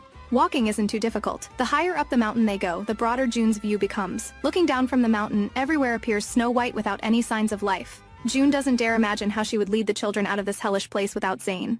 There's a wind gap ahead. Keep your bodies low and hold on tight to me. The moment Zane finishes speaking, a cold wind strikes. Jojo, all of you hold on tight! The children follow June's words and quickly lower their bodies. This wind is too strong. We need to speed up and rush through, or it'll be dangerous. Zane had been afraid of jostling June and the others, so he hadn't walked too fast before. But the cold wind will get stronger and stronger. The slower they go, the more dangerous it becomes. We'll be fine. After crossing half the snow mountain, June clearly feels the cold wind has become much less severe than before. After we go down this mountain, can we leave the Ice Plains territory? Zane responds in a muffled voice. Yes, after going down the mountain, it won't be this cold anymore, and there will be much less snow. As they're talking, Zane's foot suddenly steps into empty space, and his body rapidly plunges downward. June cries out in alarm and quickly grabs all 3 children into her arms. Zane's golden eyes turn serious. His sharp claws try to pierce into the stone walls on both sides, only to discover both sides aren't ice-covered stone walls at all, but accumulated snow! Hold on tight to me! Zane roars low as golden electric currents spread from his claws, striking down the accumulated snow on the stone walls. The snow rapidly falls, finally revealing the stone walls. Zane extends his claws to maximum length, his sharp claw tips scraping against the stone wall to slow their falling speed. But suddenly a stone in the wall loosens, and Zane's body also rapidly plunges down. June and the children fall toward the bottom of the hole. June protects the children in her arms and closes her eyes, but the expected pain doesn't come. June opens her eyes and immediately checks the children's condition. Jasper, Jojo, Jace, how are you? The children's faces are pale, clutching June speechlessly. June picks them all up and examines them thoroughly. After confirming they're uninjured, she finally relaxes. Suddenly, June realizes something's wrong. They fell from such a height. How could they be unharmed? She pushes aside the snow beneath her and discovers they were actually held in Zane's arms. June scrambles up in fright. Zane, are you okay? Zane frowns, his voice carrying suppressed hoarseness. I'm fine. June reaches out to pull him from the snow. The moment he moves, June sees bright red blood spreading through the white snow. You're injured! Zane glances at the wound on his waist without concern. It's nothing. Just a small injury. June looks down and immediately sees the sharp stones on the ground. If Zane hadn't protected them from below, these stones would have pierced them. Bleeding this much, how can it be a small injury? Don't move. Let me bandage it for you. June pulls out hide and presses it against the wound on his waist. Zane looks down at the urgency between her brows, his heart softening. In the past, he wouldn't even bother treating such wounds. He doesn't refuse June's bandaging. After quickly finishing the bandaging, June looks up into those eyes shining with unusual radiance and asks puzzledly, "What's wrong? Does the wound feel uncomfortable?" Zane wants to say it's nothing, but meeting her concerned eyes, he nods against his will. It hurts a little at this moment. A round little head pokes between the two of them. Jojo stares at them with clear, large eyes. Let mommy blow on it and you won't hurt anymore. June freezes, feeling her cheeks heat up. She picks up Jojo and steps back. The blowing isn't necessary, right? Zane's golden eyes flash with disappointment. It was my mistake not noticing the trap under my feet. June looks up toward where they fell from. How can there be such a deep hole? This should be left by people to capture large wild animals. This is dug way too deep, at least 10 meters or more. In a bit, you can get on my back and I'll carry you up. June nods. Just as she's about to speak, she hears heavy breathing sounds from above. Zane's expression turns grim as he guards June and the others protectively. A fierce beast is coming. June's face changes color. The light in the trap dims. A huge black bear's head pokes into the hole from the entrance. It's a black bear. Don't move around in the hole. I'll go up and deal with it. After Zane speaks, his hands transform into sharp claws that pierce into the stone wall as he rapidly climbs upward. The black bear looks at Zane, then suddenly pulls its massive head back from the hole entrance. June knows the black bear definitely won't leave easily. Sure enough, just as Zane climbs to the hole entrance, the black bear opens its fangs and pounces over. Zane jumps out of the hole, transforms into beast form, and fights the black bear. They occasionally see shadows flash by in the hole, along with fierce beast roaring sounds. June purses her lips tightly, not knowing how the situation above is going. After an unknown amount of time, the sounds outside suddenly disappear. Did Zane encounter danger? Just as June anxiously waits, the system's voice rings out. Timed mission. Please have the host ensure the children successfully hunt medium-sized prey within 3 hours. Mission difficulty, 4 stars. June's eyelid twitches. Are you sick? Can't you see we're still in a trap? And you want me to take them hunting? Host, timed mission rewards are very different. I'll secretly tell you, this time's reward is beast soul crystals. Eating them can awaken the children's beast souls. June remains unmoved. Host, raising children isn't just about protecting them. You need to let them gain the ability to protect themselves, right? June still doesn't respond. Host, although it's a timed mission, you'll still get electric shock punishment if you don't complete it. Hearing this, June's eyes narrow. Threatening me? Believe it or not, I'll quit playing? Whatever. The system panics. Hey, host, don't get mad. This is a system rule. I can't change it either.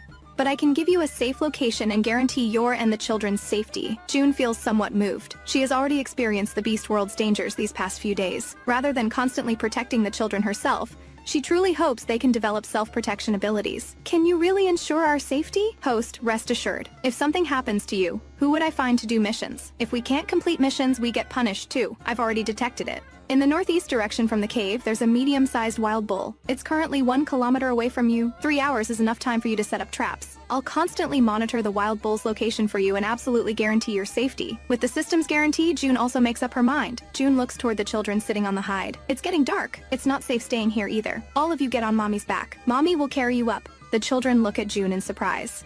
Mommy, can you climb up? June isn't sure either, but she has to try. Soon Jace transforms into beast form and coils around June's body. Jojo and Jasper hug June's thighs. June takes out her ice blade and stabs it into the gaps that Zane's claws had created earlier. Fortunately, the ice blade is sharp enough to barely stabilize their bodies. June grits her teeth and finally carries the children out of the hole. The sky has already darkened. She needs to hurry. Mommy, where are we going? Aren't we waiting for the man?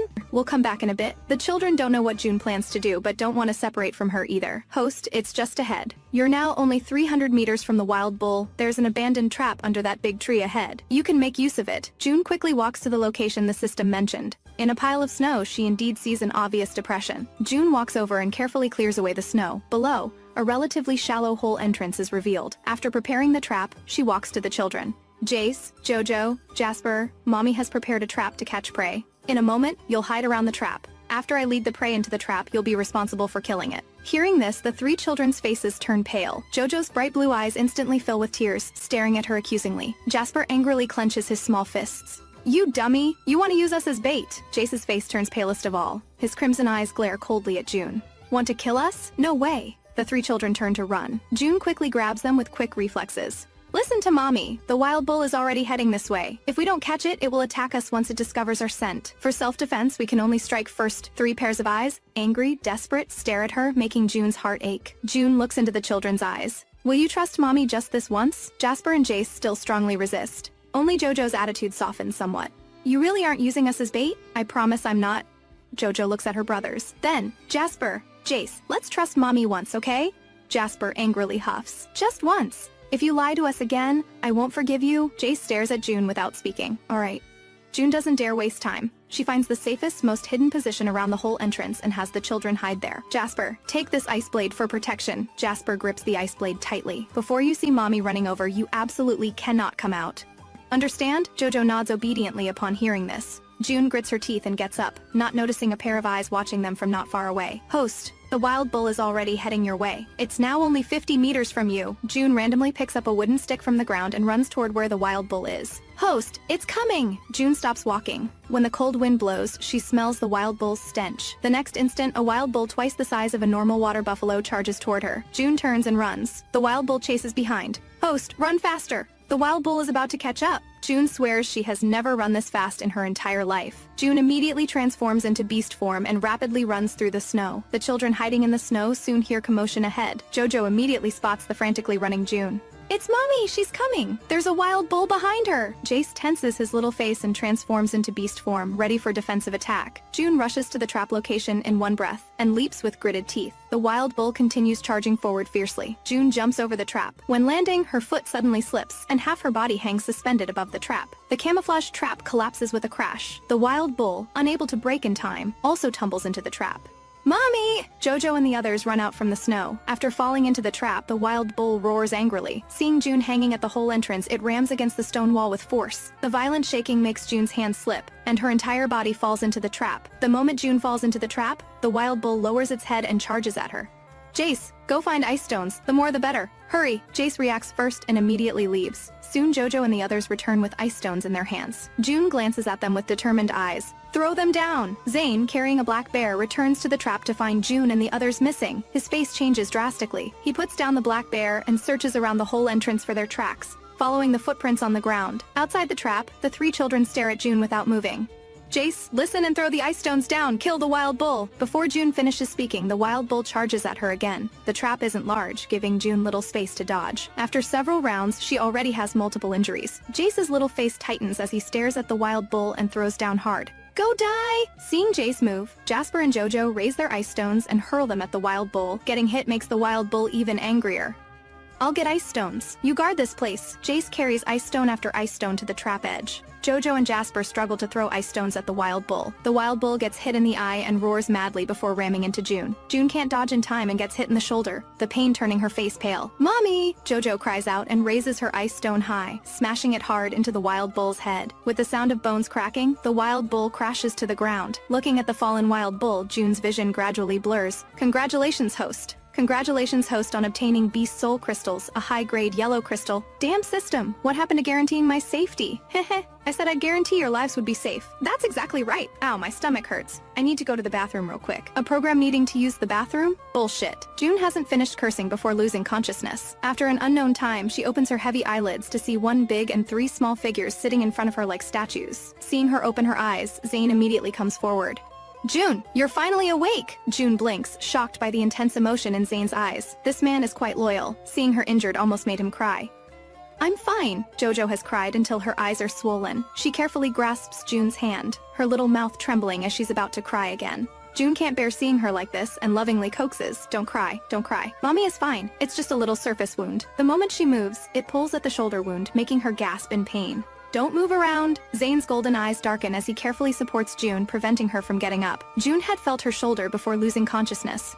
The bone should be broken. Dummy, who told you to lure the prey? If you wanted food, couldn't the man go hunt? Jasper, who had remained silent, speaks in his childish voice full of anger and trembling. Jace's face looks even paler. He doesn't speak, but the confusion and speechlessness in his eyes already express his attitude. If not for the Beast Soul Crystal, June wouldn't have risked herself and the children even under threat of electric shock. This time probably scared them all badly. There won't be a next time. When Zane learned June got injured from hunting, his heart ached. This pain completely differs from his previous heart condition attacks. It's like being electrocuted, a numb feeling that makes him unable to breathe properly. He doesn't want to recall how terrified he felt when he saw June covered in blood and collapsed in the trap. This kind of fear is an emotion he has never experienced. He was afraid something would happen to her. June, you healed me. My life belongs to you now. From now on, you can tell me anything you want. I will definitely make it happen for you. Suddenly receiving such a solemn promise from Zane, June feels moved. Her pill wasn't wasted. Just then, the system's voice rings out. Ding! Host, new mission delivered. Damn thing, I almost became paralyzed. And you better give me an explanation. Host, don't be angry. I'm here to compensate you. This mission has very low difficulty. You just need to get all three children to kiss you, and the mission is complete. This reward is also amazing. It sounds easy, but June looks at Jace's cold face staring at her and suddenly wants to curse the system again. This mission isn't realistic. Why don't you take advantage of your injury while the sympathy is still running high and get the children to give in to you? Though the system lacks humanity, this suggestion is viable. June whimpers and looks at Jojo. Jojo! Jojo's two snow-white ears twitch as she quickly moves to June's side. What's wrong, Mommy? June frowns with a weak expression. Mommy's wound hurts so much. Will you kiss Mommy? If you kiss Mommy, it won't hurt anymore. Without thinking, Jojo plants a kiss on June's face. Does Mommy feel better now? Looking at the soft, sweet little cub, June really doesn't feel as much pain. Will Jasper also kiss Mommy? Jasper's face stiffens, his brows furrowing enough to crush a fly. I don't want to. At this moment, Jojo grabs Jasper's hand coquettishly. Big brother, just kiss Mommy once. Mommy looks really uncomfortable. Jasper proudly huffs and quickly touches her forehead. Dummy, you're so troublesome. June discovers his shy little braids are almost standing up. So cute. Without much thought, she turns to look at Jace. Jace, will you also kiss Mommy? Jace's little face seems covered with a layer of ice. June weakly covers her heart. It hurts so much, Jace. Mommy needs your loving kiss. Jace clenches his little fists, his lips pressed tightly together. Like heading to execution, he slowly moves to June's side step by step. Afraid he might escape, June grits her teeth and props herself up, shamelessly bringing her face close to Jace. Just once, okay? Jace frowns with disgust, but finally leans over and touches her face before quickly jumping away. Never again. Congratulations, host, on completing the mission. Please accept your reward, storage space. June's vision flashes white, and the void space suddenly transforms into a barren piece of land. Hey, why does your space look like wasteland? Host, this isn't just simple storage space. After you complete more missions and get more rewards, you'll understand this space's amazing uses. While June focuses entirely on communicating with the system, Jojo suddenly says, "Does Mommy also want the man's kiss?" June pays no attention to what Jojo's little mouth is saying and unconsciously nods. By the time Zane's enlarged, handsome face approaches her face, she finally snaps back to reality. What did Jojo just say? The woman is kissing her children, when one of them suddenly asks, "Mommy, does Zane need kisses too?" June is completely focused on communicating with the system, and doesn't notice what Jojo is saying. She just nods absent-mindedly. When Zane's handsome face gets close to hers, she finally snaps back to reality. What did Jojo just say? Looking into those passionate yet gentle golden eyes, she even forgets to refuse. The air fills with romantic tension, then a small, crystal-clear mouth pouts in front of June. "Mommy, if Jasper and I kiss you together, will you get better faster?" June comes to her senses and covers both the big and small mouths with her hands. "No need, I'm fine now. No more kisses needed." June catches a glimpse of disappointment flickering in Zane's golden eyes, but then he looks at her seriously and says, "June, what I told you today will always stand." June freezes, remembering what Zane said earlier, that he healed her and would do anything for her. Thinking about this, June realizes that if she didn't have several children, she might consider having a sweet romance with him. But she doesn't want to burden anyone. Zane bringing them to the tribe as promised already repays his debt. Soon it's the next day. June wakes up to the smell of roasted meat. She opens her eyes and sees Jace and Jasper sitting by the fire roasting meat. "You're awake!" Jojo gets up and walks to June's side, her big eyes full of concern. "When did you all get up?" "We've been up for a while. Zane is outside handling the prey, so we started roasting meat." As soon as Jojo finishes speaking, Zane carries in a large bull leg. Seeing June awake, he quickly puts down the leg and walks over.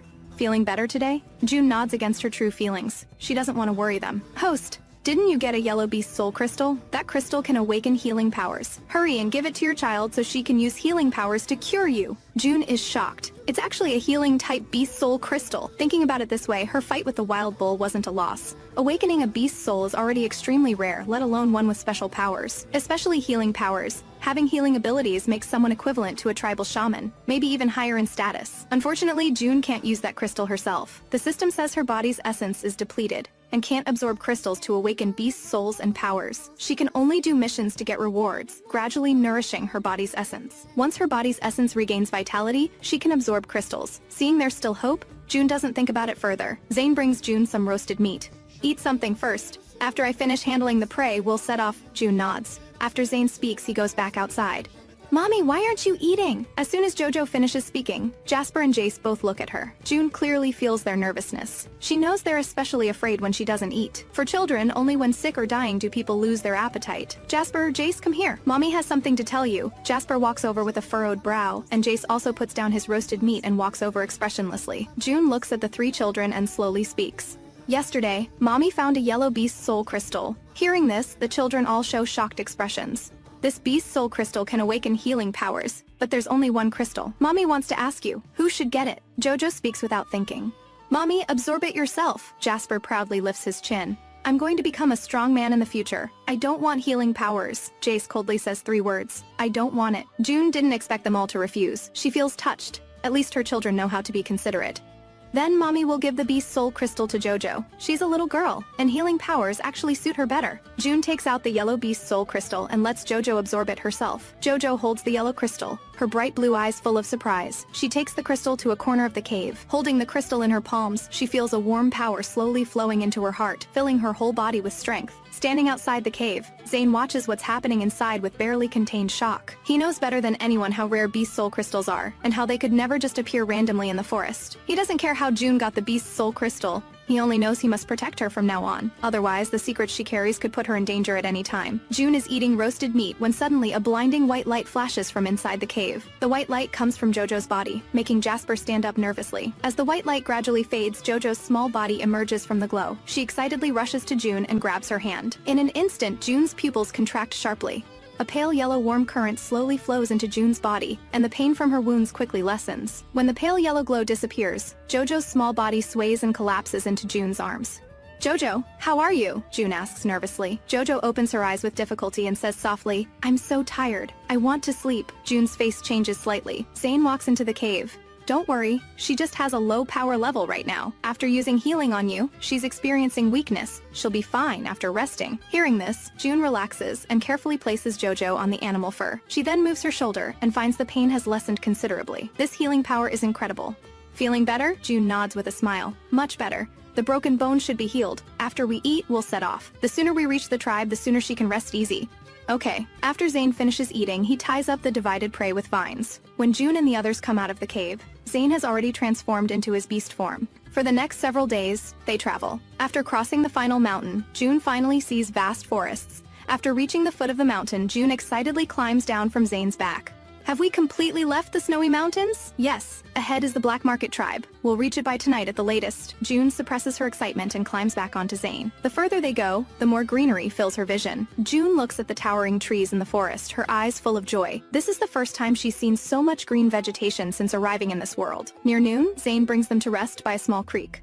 Let's eat something first, then continue. After spending these days together, June completely trusts Zane. Though he has a strong presence, his temperament is gentle, and he always arranges things perfectly. Zane's eyes soften at her praise. When he meets her sincere gaze, his heart suddenly starts beating wildly.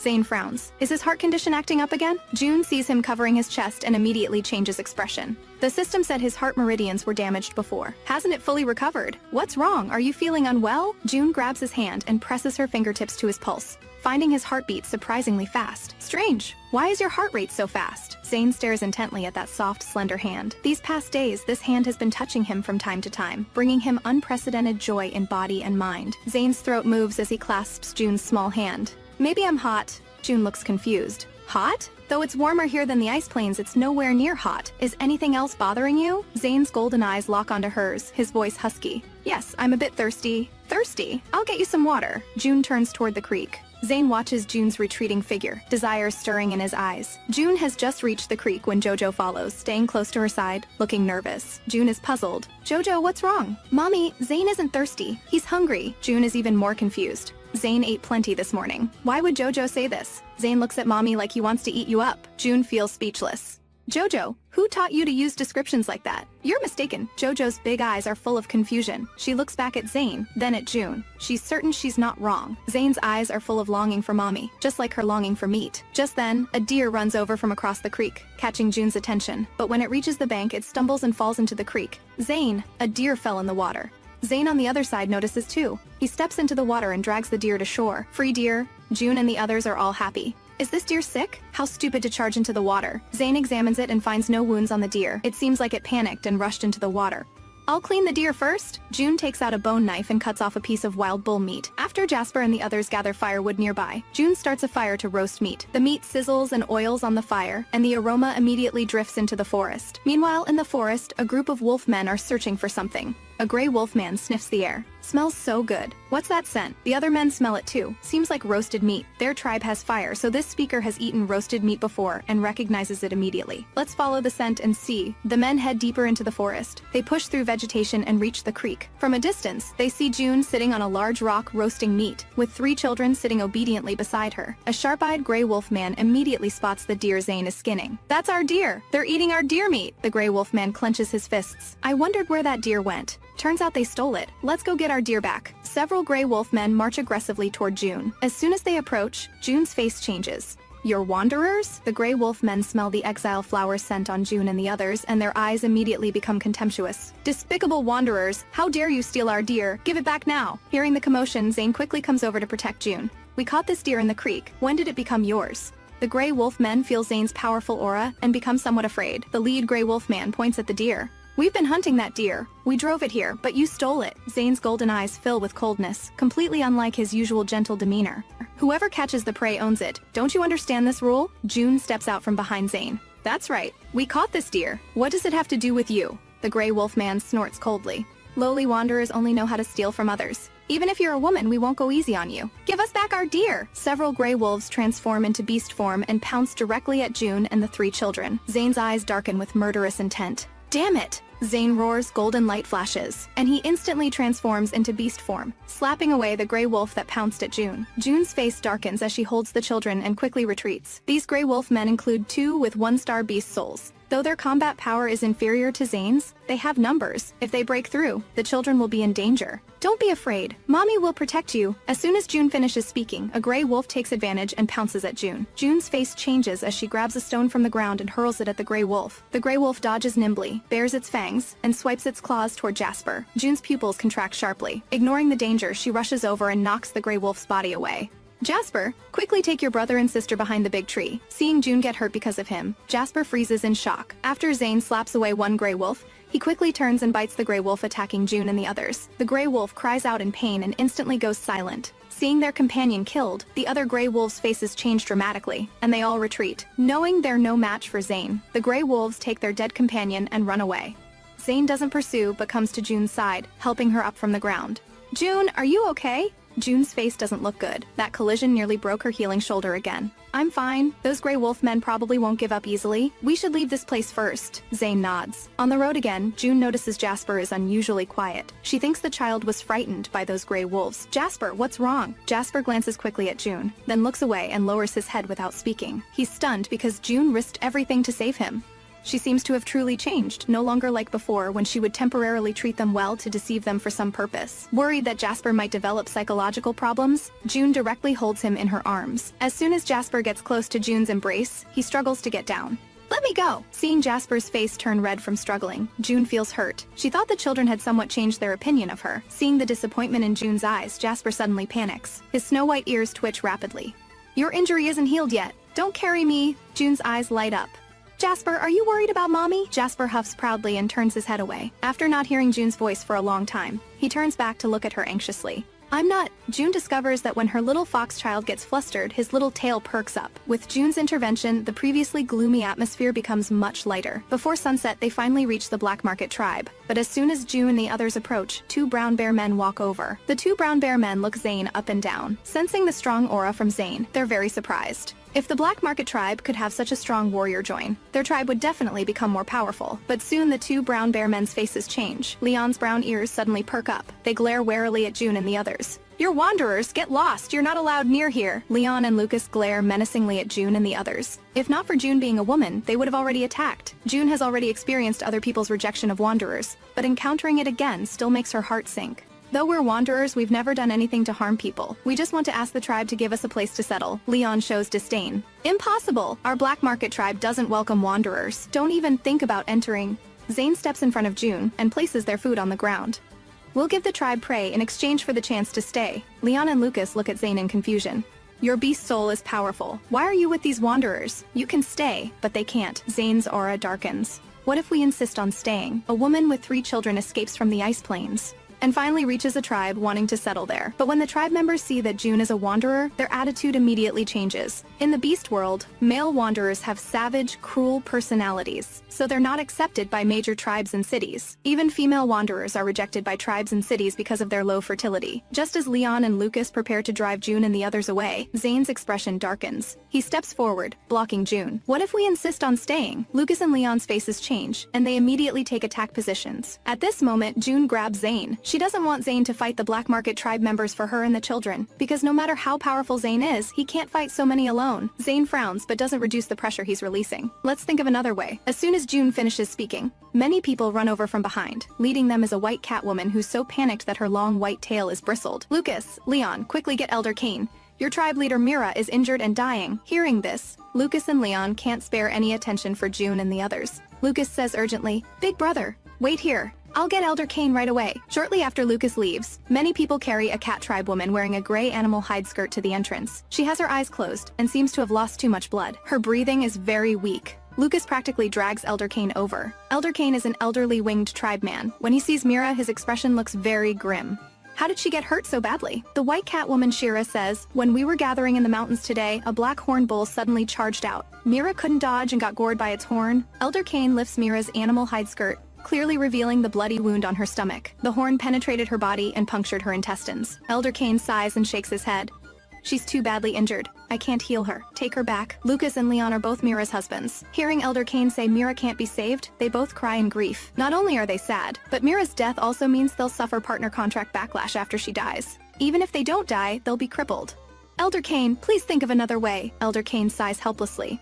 "Except for the priests in the major tribes, probably no one can save her now." June looks at the blood-covered Mira and frowns. Then Jojo suddenly grabs June's hand and whispers, "Mommy, she looks like she's about to die." June falls silent, then suddenly thinks of something. She crouches down and looks at Jojo. "Jojo, can your healing powers save her life?" Jojo puffs out her cheeks, shakes her head, then nods. "They despise us for being wanderers. I don't want to save them." June holds Jojo's hand and speaks persuasively.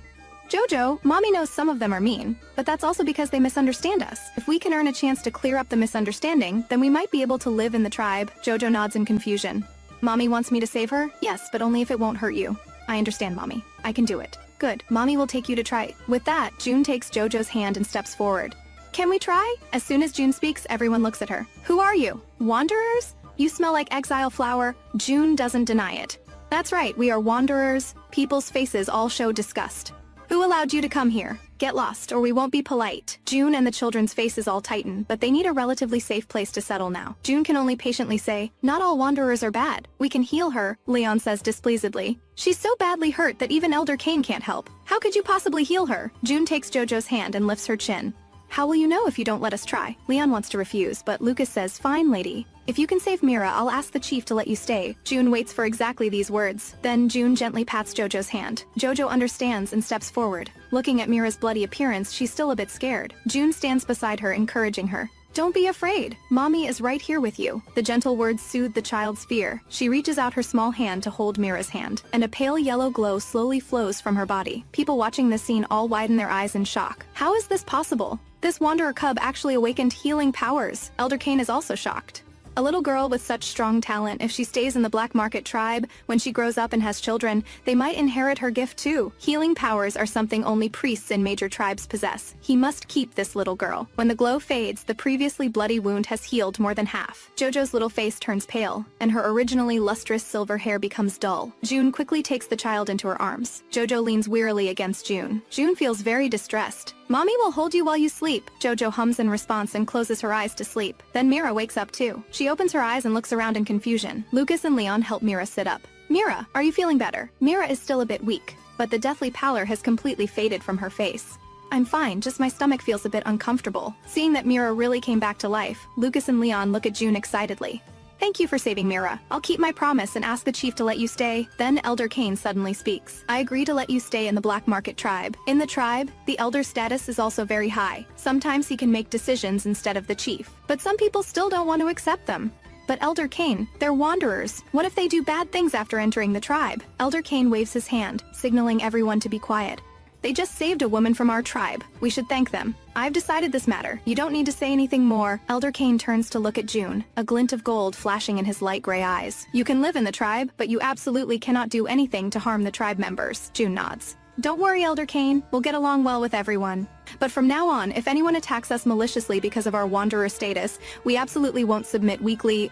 Good. Elder Kane then looks at Lucas. Take them to the stone houses on the west side. Grateful that June and the others saved Mira, Lucas's attitude toward them completely changes. He enthusiastically helps Zane carry their food. After passing through scattered houses, they finally arrive at a relatively isolated stone house. Elder Kane has arranged 3 stone cave rooms for them. The walls look somewhat old, but the rooms are quite spacious, much better than the ice house they lived in before. My house is not far ahead. If you need anything, you can come find me. After June thanks him, Lucas hurries away. June looks around all 3 stone houses, her face showing irrepressible joy. Finally, they don't have to sleep outdoors anymore. After simply tidying the rooms, Zane spreads animal fur on the ground and tells June, "You rest first, I'll go roast some meat." Before June can speak, Zane goes outside. June places Jojo on the animal fur, covers her with an animal hide blanket, then goes outside too. Jace and Jasper are wandering around outside. Jasper's mouth is practically grinning from ear to ear, though Jace still shows no expression. His red eyes keep looking around, seeming very curious about this place. June goes to check the other 2 rooms. The other 2 stone houses are smaller, with cracks in the walls and roof, but nothing serious. Tomorrow she'll get some clay and stones to patch them up. After inspecting, she takes tree branches and leaves to start cleaning. June stands on her tiptoes, trying to clean spider webs hanging on the wall, but she's not tall enough to reach them. Just as she prepares to jump, a strong hand takes the branch from her hand. Your injuries haven't fully healed. Don't move around. Leave these things to me. Zane gently supports her shoulder. With his long reach, he sweeps away the spider webs on the wall. As he moves, his body presses against June's back. A faint woody fragrance enters her nose, making her back feel burning hot. June swallows. She feels if she doesn't leave now, she'll be completely captivated. But as soon as she turns around, she bumps into Zane's solid chest. Zane's palm applies slight pressure, seemingly intentionally or unintentionally pressing her body against his. His strong heartbeat reaches her ears, making June's heart beat rapidly too. June! His husky voice sounds by her ear. June looks up in panic, meeting eyes filled with deep affection. June grips her animal hide in fright. Zane looks at her lowered eyes. June watches his handsome face getting closer, her whole body freezing. Just as their lips are about to touch, a confused little face appears between them. Are you hurting again? Jasper's milky but slightly proud voice carries a hint of worry. June pushes away Zane's hand and quickly backs away. No, Mommy's wound doesn't hurt. Jasper's light brown eyes blink in confusion, then his little brow furrows. You're lying to me. If your wound doesn't hurt, why do you want Zane to kiss you? Zane says gently, Jasper, your mommy's injury isn't completely healed. It might still hurt sometimes. Jasper's little brow furrows even more. Quickly let Zane kiss you. Kisses make it stop hurting. June looks at Zane in surprise, seeing the laughter in his eyes. June feels speechless. Jasper, mommy really doesn't hurt anymore. I'm just a bit hungry. Let's go eat roasted meat. Let's hurry and eat roasted meat. She quickly escapes after saying this. Jasper watches her retreating figure like looking at a disobedient cub. Really doesn't let people worry. Zane watches her slender figure, his eyes filled with gentle laughter. June eats roasted meat while happily dreaming about the future. Meanwhile, on the other side of the tribe, after Lucas brings June and the others into the tribe, Elder Kane returns to his residence. A man who looks almost identical to Elder Kane walks up to him. Father, why did you let those wanderers stay? The chief hates wanderers most. He'll be unhappy when he returns and finds out. Elder Kane sits on a wooden chair and glances at Hunter. That powerful tiger man isn't a wanderer. 1 female wanderer and 3 wanderer cubs can't pose a serious threat to the tribe. Elder Kane drinks some water before continuing.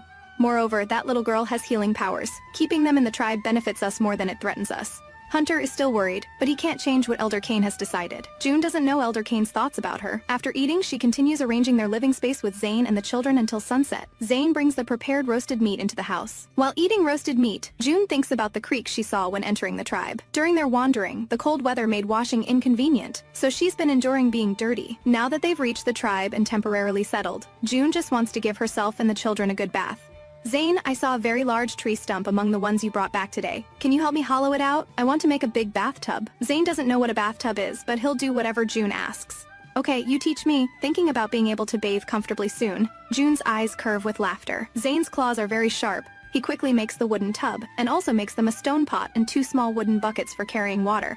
There's a creek ahead. I'll get water. Zane takes the small wooden buckets to the creek. June isn't idle either. She finds several large stones to stack up, then puts the stone pot on top and starts a fire. When night completely falls, June pours all the heated water into the bathtub. Several children curiously watch June. After testing the temperature, June turns to the children. Who wants to bathe first? Jojo tilts her little head. Mommy, are you going to give us baths? Yes, clean bodies feel much more comfortable. Jojo goes first. Jojo feels a bit scared. They've grown up on the ice plains and have never bathed before. Seeing her nervous emotions, June gently comforts her.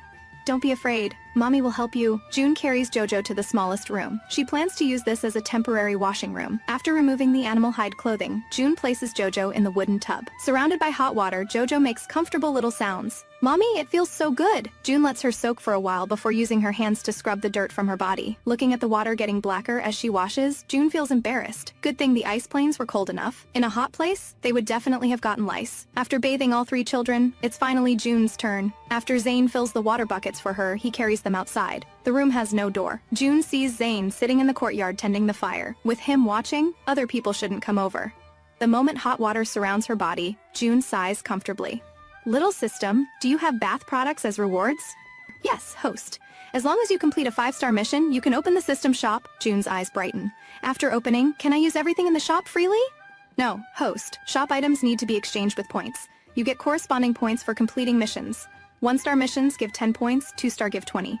Each level up adds 10 points. How many points do I have now? Host has completed 2 2-star missions, 1 3-star, and 1 4-star mission. You currently have 110 points. She doesn't know what these points can buy, but since the shop isn't open yet, June doesn't think about it further. After washing clean, June puts on her animal hide clothes and comes out. Zane, I'm done. You should wash too. Zane has sharp hearing. His ears were filled with the sounds of her bathing, but he didn't turn to look. However, his mind was full of her image. When Zane turns and sees June, he freezes. With the dirt washed away, her tender white face is revealed. Moonlight falls on her, making her skin appear even more pale and beautiful. No woman has ever made him feel she's as beautiful as a forest spirit. Zane can't control himself as he steps forward and grabs June's hand, his eyes sincere. June, let me become your husband. The big tiger never expected that seeing June after her bath would make the emotions suppressed in his heart impossible to hide any longer. Zane can't control himself as he steps forward, grabs June's hand, and says sincerely, June, let me become your husband. June is dumbfounded. This sudden confession completely throws her off balance. She had planned to tell Zane tonight that their protection agreement could end today, that he was free. Just as June wants to refuse, Zane interrupts her. June, don't refuse me yet. In an instant, June feels his intense disappointment. Her heart aches too. Actually, given her current situation, having a strong person like Zane with her would definitely be safer, but she doesn't want to burden Zane. Zane, I don't want to find a partner right now. Can you give me some time? As soon as June finishes speaking, those golden eyes visibly dim, but soon his expression becomes determined again. Okay, no matter how long, I'm willing to wait, but please don't make me leave you, okay? June looks at him in surprise. Zane, we agreed before that you only needed to bring us to the tribe. You have no responsibility to keep protecting us. I want to protect you. His gentle words carry undeniable dominance. June sighs softly. If you also want to stay here, I have no right to drive you away. But from now on, I hope everything you do is primarily for yourself. Seeing that June won't drive him away, Zane's expression relaxes considerably. As long as he can stay with her, he's willing even if he's not her husband. Zane reluctantly releases her hand. Okay, I'll go dump the water. After Zane walks away, June returns to the room. All 3 children are lying in bed. June walks to the bedside and lies down. Jojo, sleeping on the inside, climbs over her brothers and gets into June's arms. Mommy, cuddle me to sleep. Since enjoying the warmth of June's embrace, Jojo especially likes staying in her arms. June certainly won't refuse. Why aren't you sleeping yet? Jojo's little nose twitches. Mommy smells so nice now. Mommy, don't you like Zane? As soon as Jojo says this, Jasper and Jace, who had their eyes tightly closed, both open them. June holds her forehead. She feels like her children care more about her love life than she does. Do you all really like Zane? Jojo tilts her little head. He's very capable. He can hunt and protect Mommy and us. June understands. These little ones want a free bodyguard and meal ticket. Well, that's good thinking, but we can't just think about ourselves. Okay, time to sleep. Jasper yawns and closes his eyes. Jace glances at June and also falls asleep. Jojo lies in June's arms, her little mouth still mumbling.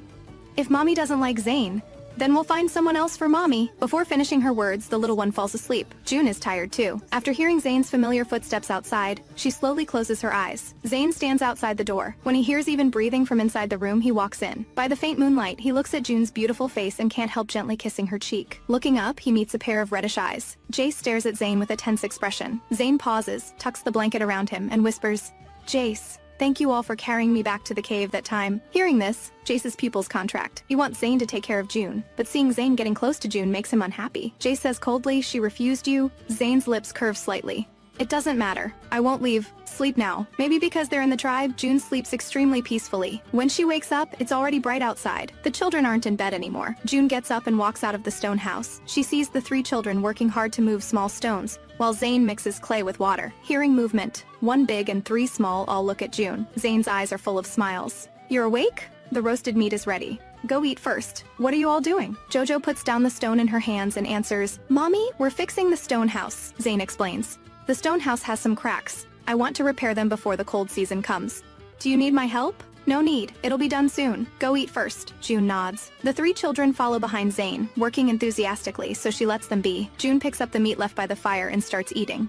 Ding dong. Please have host take the children to complete a gathering mission. Mission difficulty, 2 stars. To help host teach the children to gather, the system will provide a gathering guide that shows what the children need to collect this time. As little system finishes speaking, a book appears in the void space. June uses her thoughts to open the book. It contains detailed records of many plant types and uses. With the gathering guide, she won't worry about picking poisonous plants by mistake. After eating, June plans to tour the tribe. Mommy is going to tour the tribe. Do you want to come with me? Hearing this, all 3 children stop their work and look at June. Zane also looks at her.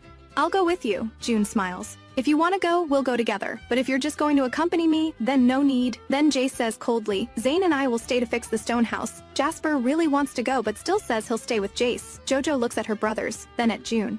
I want to go with Mommy, then let's go. I'm just getting familiar with the environment. We'll be back soon. Zane feels a bit worried. If you encounter anything that makes you uncomfortable, come back immediately. June knows Zane is afraid she'll be bullied.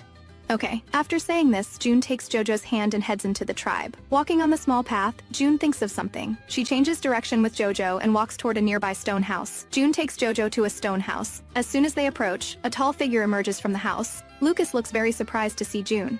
Ma'am, do you need help with something? June smiles. No, you can call me June. This is my child, Jojo. We came to see how your wife is doing. Lucas didn't expect June to make a special trip to ask about Mira's condition. She's much better. As soon as Lucas finishes speaking, Mira's voice comes from inside the house. Soon, Leon and Mira emerge from the house. Seeing June, Mira smiles warmly. You're the woman who saved me yesterday. Thank you so much. Jojo saved you. Mira looks gratefully at Jojo. Your little girl is amazing. You're amazing too, raising such a talented child. Being praised for the first time, Jojo feels embarrassed and hides behind June. Please come in and sit. Besides checking on Mira's condition, June also wants to build a closer relationship with her, so she doesn't refuse. Lucas's house looks bigger than theirs, also 3 rooms. After June and Jojo sit down inside, Leon brings in a package of thumb-sized red fruits from somewhere. These are cherry berries. Try them. June is curious. She hasn't eaten fruit since coming to the beast world. She takes one and bites into it. It bursts with juice. Surprisingly, it tastes like cherry tomatoes. Before swallowing, she gives Jojo one to try. Sweet and sour, very delicious. Jojo curiously examines the cherry berry. This is her first time seeing such a thing. Just then, Mira asks June, tomorrow the tribe women are going into the mountains to gather. Do you want to come? Women in the beast world are precious but not pampered. Even with men's care, they help accumulate more supplies. June agrees without thinking. After making plans with Mira, June doesn't stay long to disturb them. Before leaving, Mira has Leon give them a package of cherry berries. Mommy, these cherry berries are really delicious. Tomorrow, Mommy will take you gathering. When we see them, we'll pick lots to bring back. June can feel the little child's good mood, so she takes her on a tour of the whole tribe. Along the way, many people give them strange looks, but fortunately, no one does anything excessive. After touring enough, they return to their residence. Zane, Jasper, and the others have already finished repairing all 3 houses. We're back. Zane emerges from the washing room. You're back. Are you hungry? I'll roast meat right away. June pulls him back. You've been busy all morning. Let me make lunch today. I'll make something different for you. Zane glances at the small hand holding his, doesn't struggle, and honestly sits on a nearby wooden stump. Jasper looks curiously at the cherry berries. What's this? June smiles and puts a cherry berry in his mouth. Try it. Jasper bites it open, and the sourness makes his little brow furrow. It tastes so strange. My mouth feels tingly. Jasper opens his mouth and spits out the cherry berry. Brother, these cherry berries are obviously delicious. Pooey, pooey, pooey. So gross. I don't like them. June realizes that Jasper probably can't handle even a little sourness. When Mommy cooks them, they'll taste much better. June takes out some cherry berries and crushes them with clean stones. Zane says without thinking, I'll help you with the fire. June doesn't refuse. She goes into the washing room, where half the space stores prey. After taking some dried meat, she also gets some preserved prey fat from her storage space, planning to render oil. Soon the aroma of fat fills the air. Zane occasionally adds branches to the fire while keeping his eyes on June, memorizing all her cooking steps. As we get more things, we'll need to make more containers. Tell me what you want to make, and I'll do it. June feels she most needs an oil jar and some bowls and dishes now. These utensils can all be made from large stones. When we came back, I saw many large stones in the tribe. We can bring some back to make stone bowls. Since she has no containers, June doesn't render all the fat into oil, just enough for one meal. After heating the oil, she puts the cherry berries in to stir and fry. The children smell this sweet and sour aroma for the first time and curiously watch the stone pot. After the cherry berries release their juices, June adds the meat slices. When the meat slices are cooked through, Zane hands her the large leaves he picked. Though there's only one dish, there's enough for all of them. Zane places a large wooden stump in front of the house to use as a dining table. Jojo actively gets the chopsticks made from tree branches and sits obediently on the tree stump. June gives each of them a piece of meat. Try it and see if it tastes good. She also gives Zane a piece. The children curiously pick up meat and eat it. Jojo likes cherry berries, so meat cooked with cherry berries has a sweet taste she finds very fragrant. So delicious. Jasper is initially resistant, only taking a small bite, but the cooked cherry berries have almost no sourness left, only the sweet fragrance of fruit juice. He quickly finishes a large piece of meat. Jace looks at the meat on the leaf but doesn't move. June wonders, "Jace, what's wrong? Don't you like it?" Jace's beautiful thin lips press tightly together as he says stiffly, "I don't like it." He gets up and returns to the stone house. June is stunned. She doesn't know why Jace suddenly got angry when everything was fine. She worriedly stands up. "You eat first. I'll go see if Jace is feeling unwell." Zane sees her worry and puts several cherry berries in her hand. "Don't worry, the child is fine." June wonders why Zane gives her cherry berries, but she takes them into the house anyway. Inside, Jace sits quietly on the wooden bed. Hearing movement, he glances back at June, but quickly turns away again. June walks behind him and says gently, "Jace, what's wrong? Don't you like cherry berry fried meat?" Jace tenses his body, his legs transforming into a snake tail, his body rigid. "Why do you only feed them and not me?" Hey guys! Don't miss out on the ending. Simply click join below the video, then click the blue join button to become a member. The complete video link will be right below.